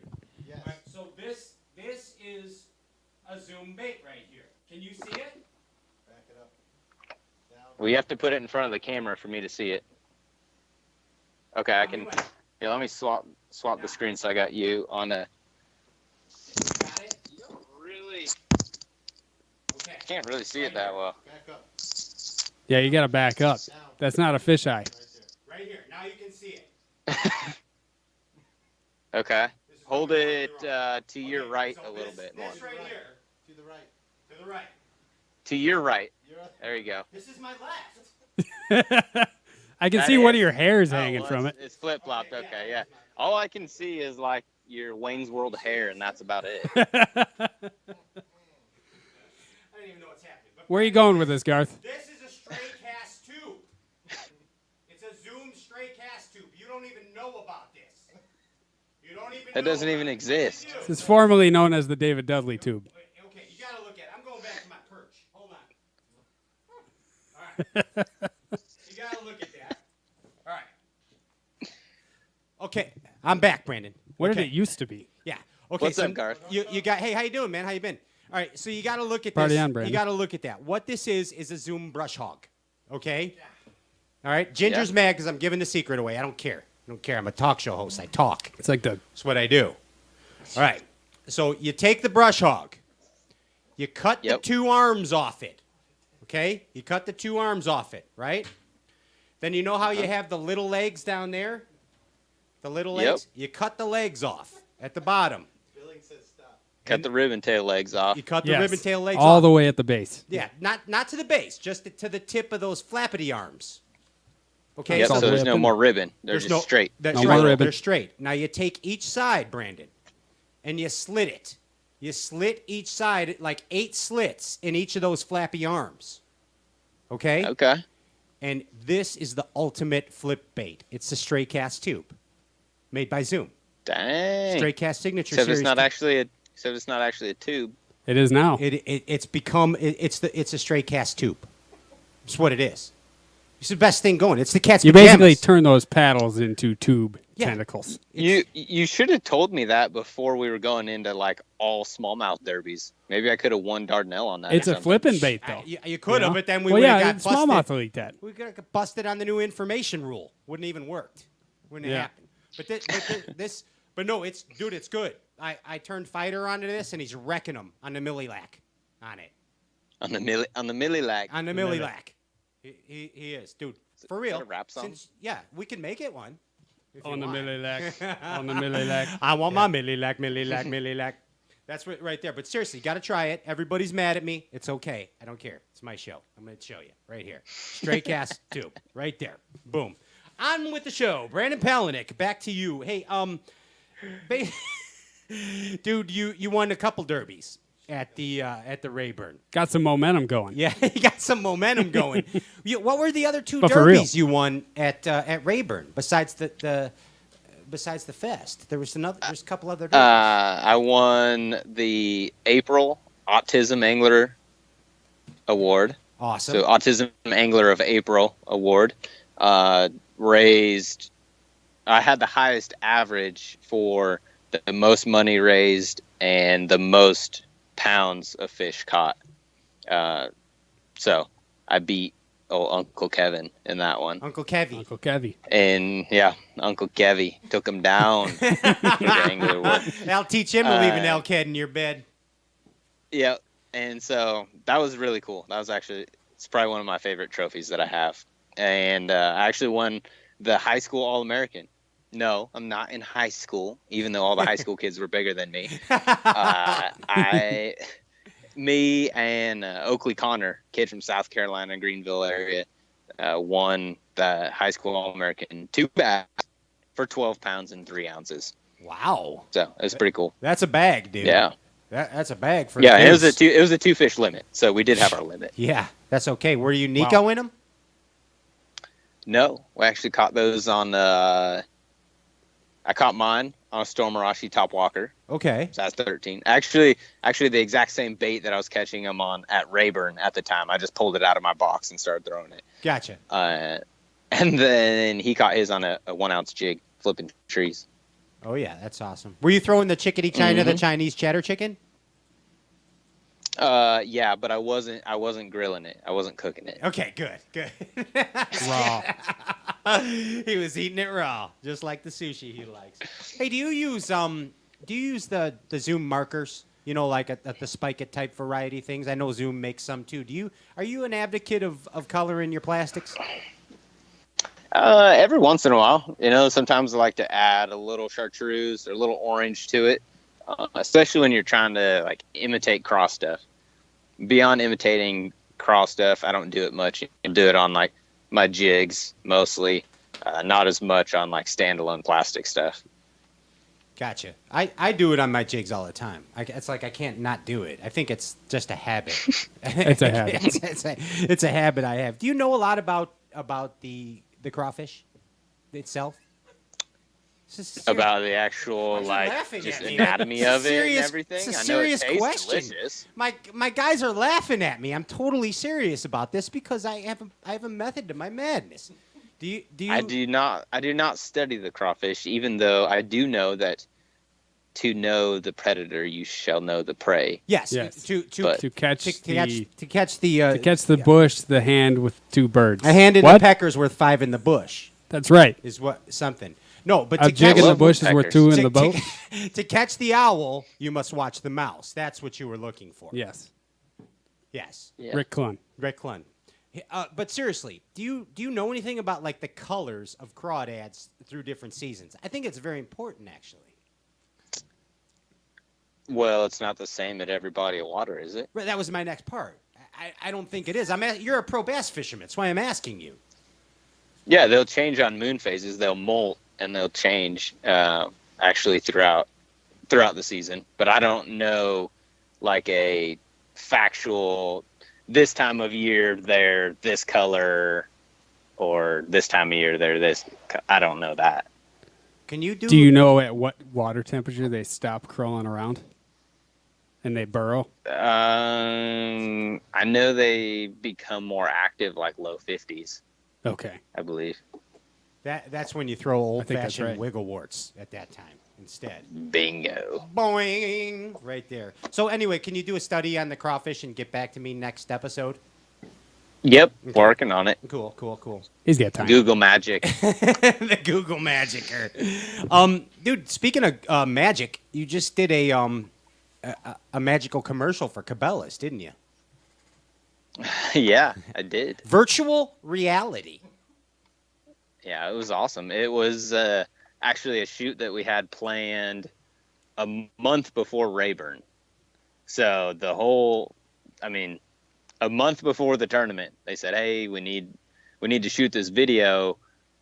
When can you do it?" I had a week off after Rayburn, so I scheduled it for that Tuesday, Wednesday after Rayburn.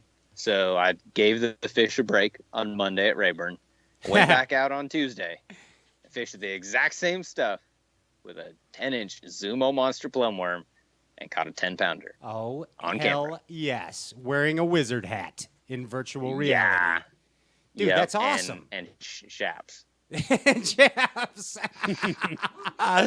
Dude, but seriously, let's think about this. Let's go back to that same 2011 Classic we're talking about, okay? When you first started. All right, now, like, did you ever imagine you would be doing a virtual reality bass fishing commercial? No. There's no Nobody way. even knew my name. Dude, this is what's so Tommy awesome. Sanders pronounced my last name 4 different ways in one TV show. Palaniuk. Palaniuk. Yeah. Palnook. Yeah. Palnook of the North. Lickanik. Lickanik. That's pretty good. Palaniuk. Oh, Tommy. Paluniak. But now they know how to say it, don't they? They still say it wrong. It's fun. Oh, they're going to know you as the esophagus puncher from now on. That's easier to say. That's what it is right there. Hey, That's right. Ryan's got a question for you that I'm dying to hear about right here because it's a magical time of the year, and it's when I believe that bass are most vulnerable. And I'm not talking about the spawn, but I don't think you're around it right now, but the bluegill spawn's going on up here, and Yep. it's exciting because you see those big ones cruising around. I get excited. But what's your number one? What's your go-to technique for catching bass during the bluegill spawn? A drop shot green pumpkin zoom fish doctor. whoa, Really? that was unconventional, Really? Wacky rigged.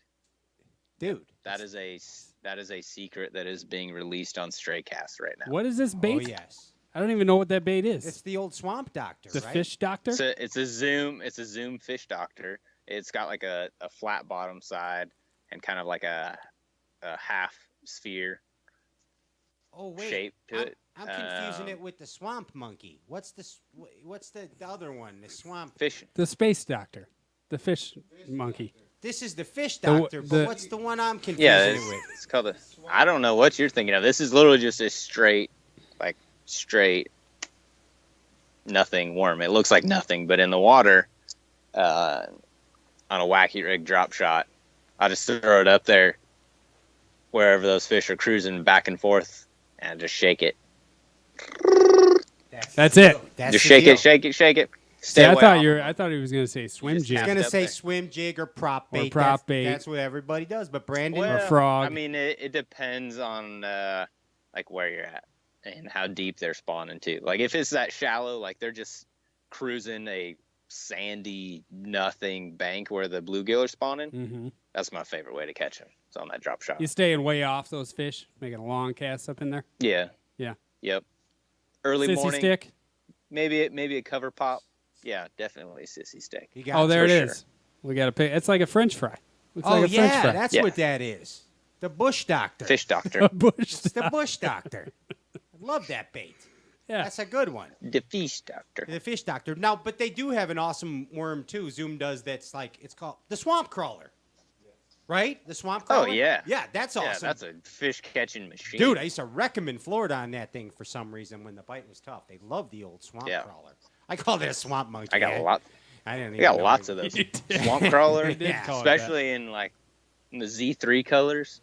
Yeah, that's good stuff. That's like the hand pour, right? Mm-hmm. The Z3. Mm-hmm. You sounded Sling Blade there. I got lots of impressions. Dude, let's hear some.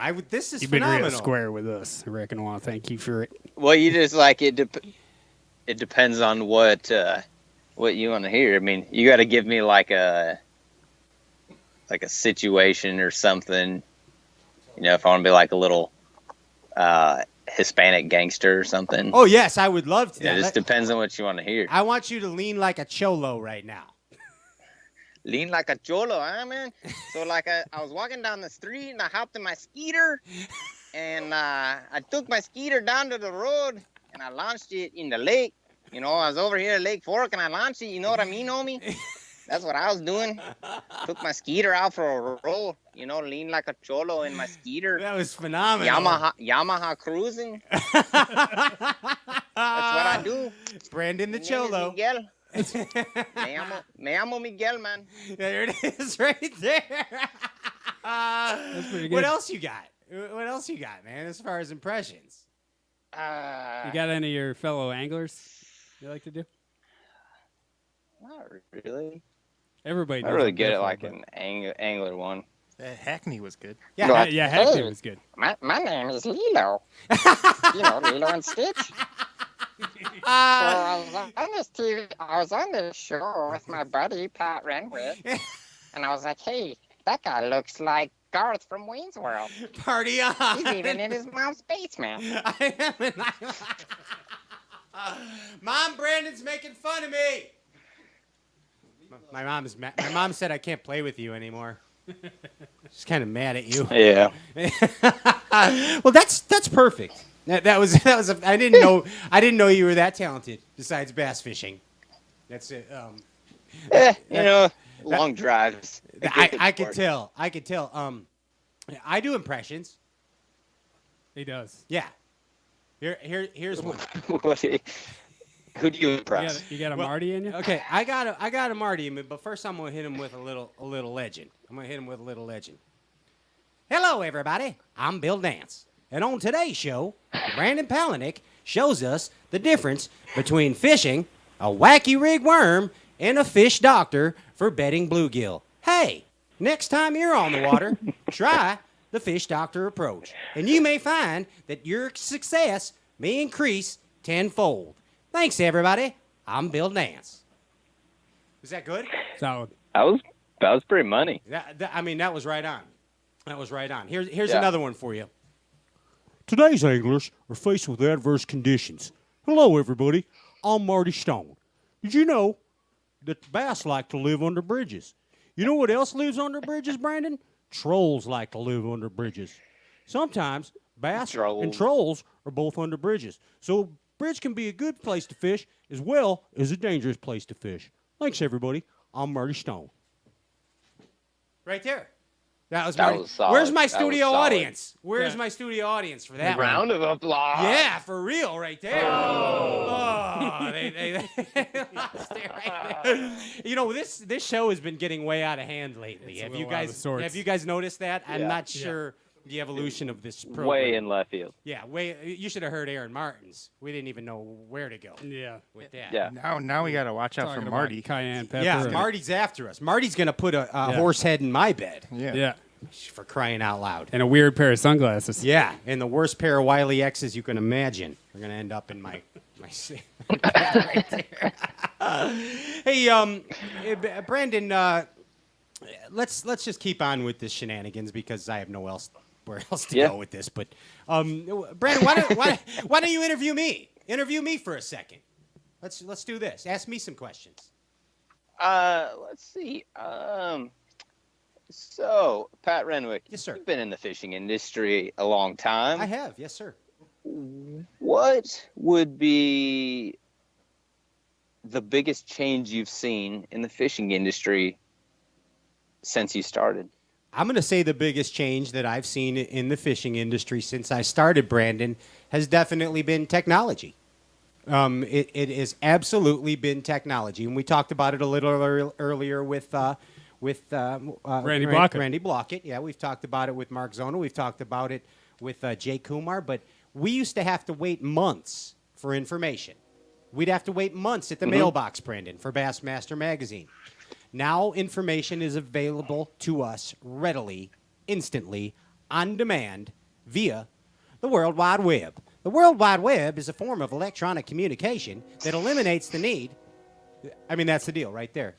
I mean, for real, Brandon, that is it, man. You used to have to make a lineup off the shore, too, to find an offshore spot. You don't have to do you that used to anymore. have to, you don't, I mean, Not even close. Electronics, everything else. Come on, next question. Go ahead. Hit me. Come on. Let's see here. How old is the longest hair on your head? Ooh, gosh, that's a good question. I think that this I think it's that one. This one, That one right there. 'cause some of them, sometimes they get caught in bushes, so I rip parts of them off, like when I'm running through the forest. But I think this one's about 5 years old. That's it? Yeah, right there. It's about 5 years old. Yeah, that's about 5 years old. That's not that old. Wait, you think you might ever grow your hair super long, Brandon? I had it down like around in this area before. When I wrestled, I used to only cut my hair once a year. It's a motivational thing. Let it go. Yeah. Yeah, just let it grow. I sweated a lot more when my hair was long. So if I needed to lose weight and sweat it out, I could sweat out a lot more if my hair was long. I'm sweating right now. Me too. I am. It's phenomenal. Nervous. Sweating. No, I'm really not nervous whatsoever. Dude, seriously, man, you come a long way. You really have. Back to the seriousness of the nature. I'm 360 in this. What in your career stands out to you? Like, what to you is what you may delve on for inspiration? What's something that stands out to you, Brandon? Can you repeat the question? Yes. How many licks does it take to get to the center of a Tootsie Pop, basically? No, what's the highlight of your career? What's the highlight of your career to you? I would say, I don't know how to put it into words. It's like just getting to where I'm at now. Okay. Like having the sponsor base, having the outlook that I still do on the sport, and like continually trying to grow the sport through different avenues, I guess, through video, social media stuff, like trying to be on the cutting edge of and ahead of everybody else in that stuff. I like that. I'm more proud of stuff like that I think will have a positive kind of net impact on the sport than any of the awards that I win. Yeah, and you are the social media dude. I mean, you are your social media dude. You're the one that's answering questions from the fans. You're the one making the posts. Yep. It's not a bot. It's not someone you've hired. It's you that's doing that. It's like sometimes like 3 hours a day. Sometimes. Wow. You told me like it's a full-time deal. I mean, you told me a while ago, man, maybe one of the first interviews that we ever did, that you really admired Uncle Kevy's work ethic.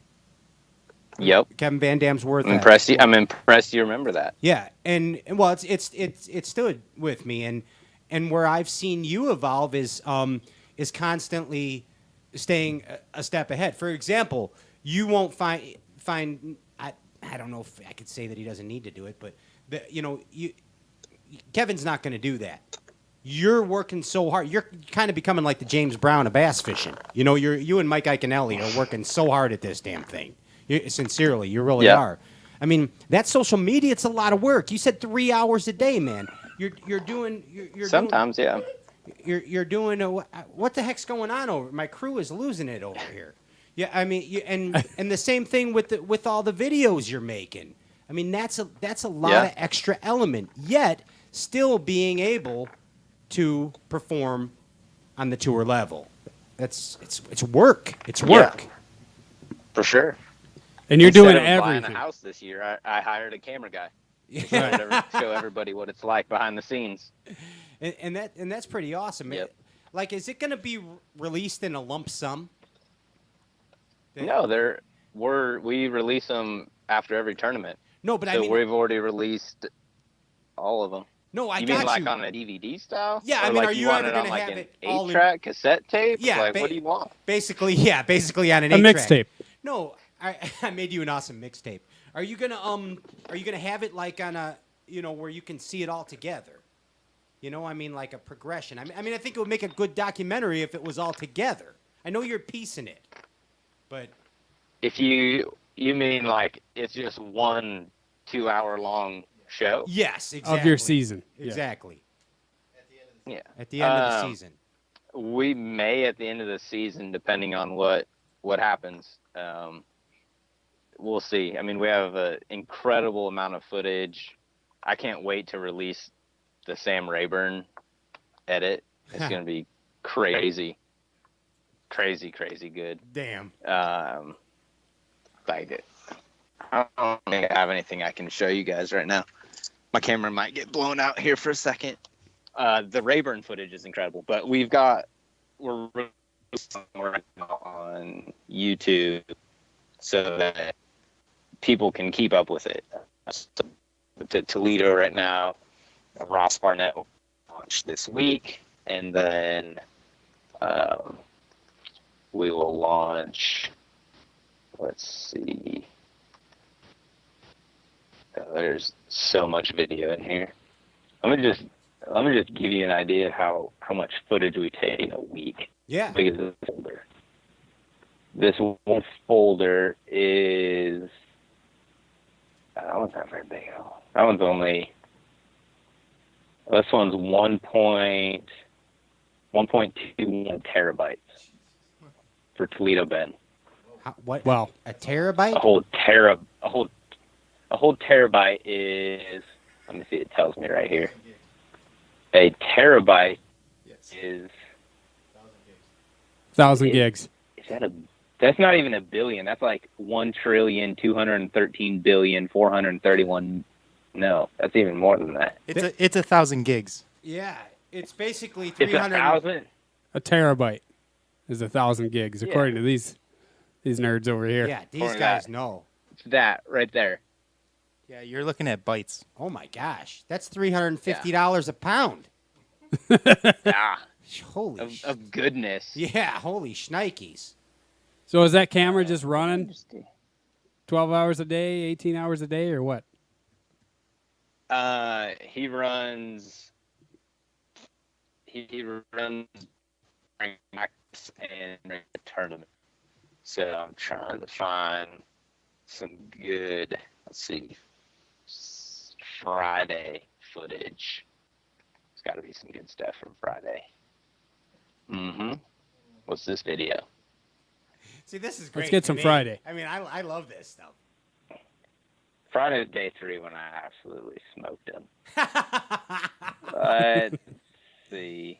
It's behind the scenes with Brandon Palaniuk. Not This is that what he one. does. I haven't went through all this stuff, so I don't know. That's a fish catch, but that's not a very good one. Do you have blooper reels? There's some stuff that we could definitely make a blooper reel out of. For sure. Oh, this one right. Like Nope. he knows where all this is. That's the amazing part. Yeah, I can't. I mean, he knows where this is. Like, you know how to edit this too, or does your dude do it? Yeah, my guy does all of it, but I don't know what he does. He's far above and beyond what I can do. He's incredible. He's your ginger ninja. He is my ginger ninja, except he's not a ginger. He's just a ninja. That'd just be. All right, that'd we be got to scary, get back yeah, on track here because this is off the rails on a crazy train. Even though I would do this all night. I mean, it's. Yeah. Oh, here we go.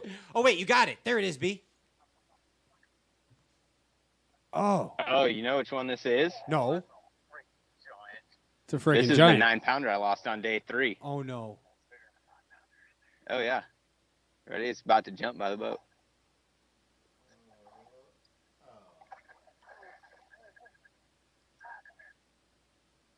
Oh.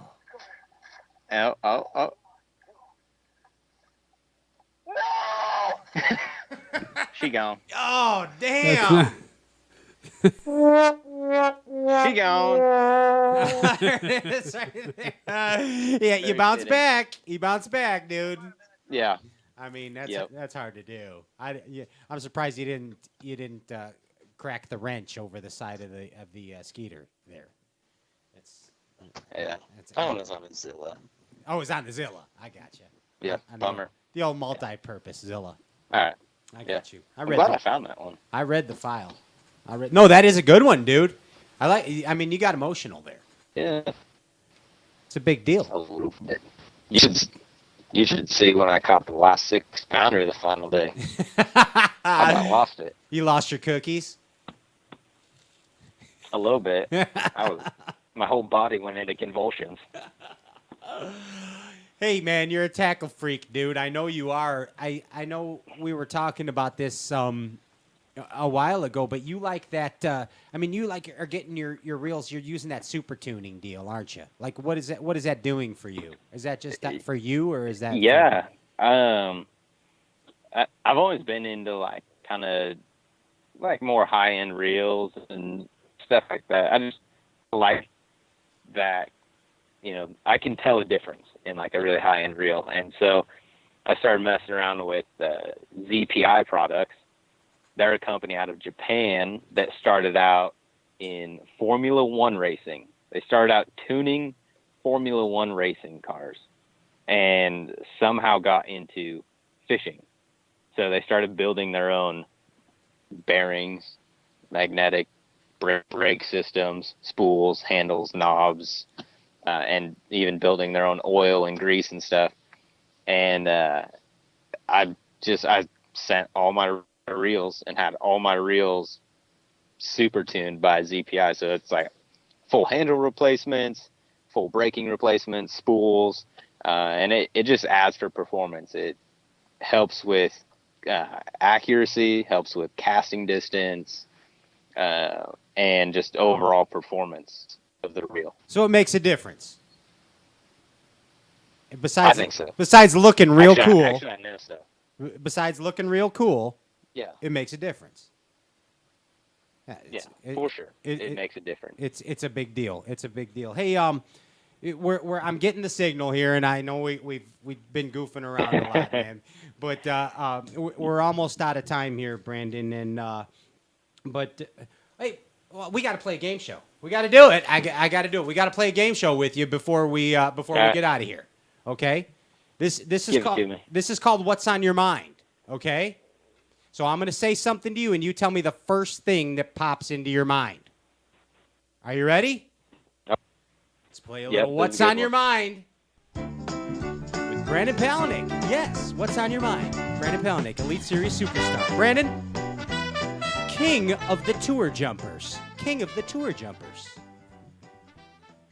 King of the Tour Jumpers. Jacob Wheeler. Jacob Wheeler. Okay. King of the Tour Jumpers. Bassin Apocalypse. Bassin Apocalypse, Brandon. Oh, Bassin Apocalypse. Me losing that 9. That's a good analogy right there. Extra crispy. Extra crispy. My sandwich after I leave it on my front deck and forget that I got it out to eat it, and it's 100 degrees outside and sunny. Do you still eat it? Not usually. Not usually. It usually has mayonnaise on it. It freaks me out. Yeah, don't do that. I hate mayonnaise. Mayonnaise is awful. Uramaki.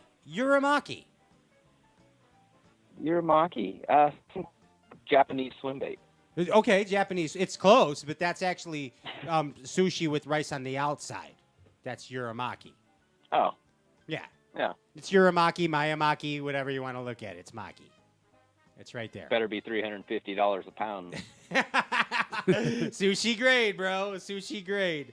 Rattlesnake shake. Rattlesnake shake. Something Jason Christie drinks in the morning before his coffee. That makes perfect sense. 420 friendly bassin. 420 friendly bassin. A bass fishing club in Humboldt County, California. Okay, that's very good. But that's actually when they're hitting the new Zoom 420 crawl, Z crawl. That's what that is. California 20. Yeah, the California. Caught him on that at dark. It's what's on his mind. Yeah, that's what I was What's telling on his Well, I mind. was giving it to him, right. Last word, goose fraba. Goose fraba, Brandon. Goose fraba. Goose fraba. A Urban Dictionary name for those really funky, weird-looking, creepy geese that are domestic. That is right. That's a goose fraba. Ladies and gentlemen, Brandon Palaniuk, he nailed what's on your mind. We got 2 winners. Congratulations, Brandon. Congratulations. You won a Stray Cast tube. Sending you a Stray Cast tube in the mail. Yes, it better be green pumpkin. Dude, you got... Complete with a strand of Pat Renwick's hair. It is. It comes with an extra 4-year-old hair on it. I want the 5-year-old hair. Okay, you got it. But seriously, I'm not kidding you. This is good. Do you believe me? Do you believe me? I believe you. Are you going to try it or not? Brandon? I'll probably cut one up and see what it looks like. Brandon, would you please do And then this for decide. me? And then text me a picture of it, okay? Yeah. It's a Zoom product. I'm not going to do it now. It's dark. No, not now. Just do it. Make sure you do it first thing when you wake up tomorrow. Okay. Okay. That's right. That's right there. Brandon, thank you so much, man. I mean, this show went off the rails again. I don't know what the heck happened here. It could have been a complete train wreck, but I know I had a good time, and I hope you did too, dude. Must be the host. It must be the host. Dude, seriously, thank you so much for all your support over the years, and it's great to see the evolution of Brandon Palaniuk over these years, dude. We're super proud of you. I mean that sincerely. Thanks. Yeah, man. And appreciate it. Hopefully, I get a win. Hopefully, I can win another Elite Derby this year. Keep that so momentum. That I get invited back on the show. Yeah. Keep that momentum going. Yeah, you know? you get The invited momentum. anyway. We'll try and see you at St. Clair. We'll come by and see you down there. That's only like 3 hours. From Deal. us. Yeah, we'll come hang out. Deal. I'll bring you some straight cast tubes. We got it right there. That's right. Hey, man. And a T-shirt. Yeah, and yes, some hair. the esophagus smasher. What did I call him again? The esophagus The puncher. esophagus puncher. Ladies and gentlemen, thank you so much Yeah. to the esophagus puncher for coming on the show, Brandon. We will catch up with you down the road, and seriously, safe travels. Best of luck to you, man. You are the dude. All right. You are Appreciate the- it. You are the dude. Thanks, Brandon guys. Palaniuk Thank you. right there. Hey, that's another episode of Straight Cast Outdoor Cartoon Television. Brandon Palaniuk live from Lake Fork, getting to wreck 'em on the Skeeter Owners Tournament coming up there. Hey, dude, it goes so quick. It goes so fun every time right here on Straight Cast Outdoor Cartoon Television. And next Wednesday night, we're back live on the Straight Cast Bookface page and straightcast.net. Also, they can see us on where? On the iTunes. You can download us on iTunes. On the iTunes and on the YouTube and the Instagram and the Instagram. Facebook and the whole damn thing. Hey, thank you very much to all of you who watch. Thank you to the sponsors. Without you guys, we're nothing. We have a great time doing this, and we hope it conveys to you.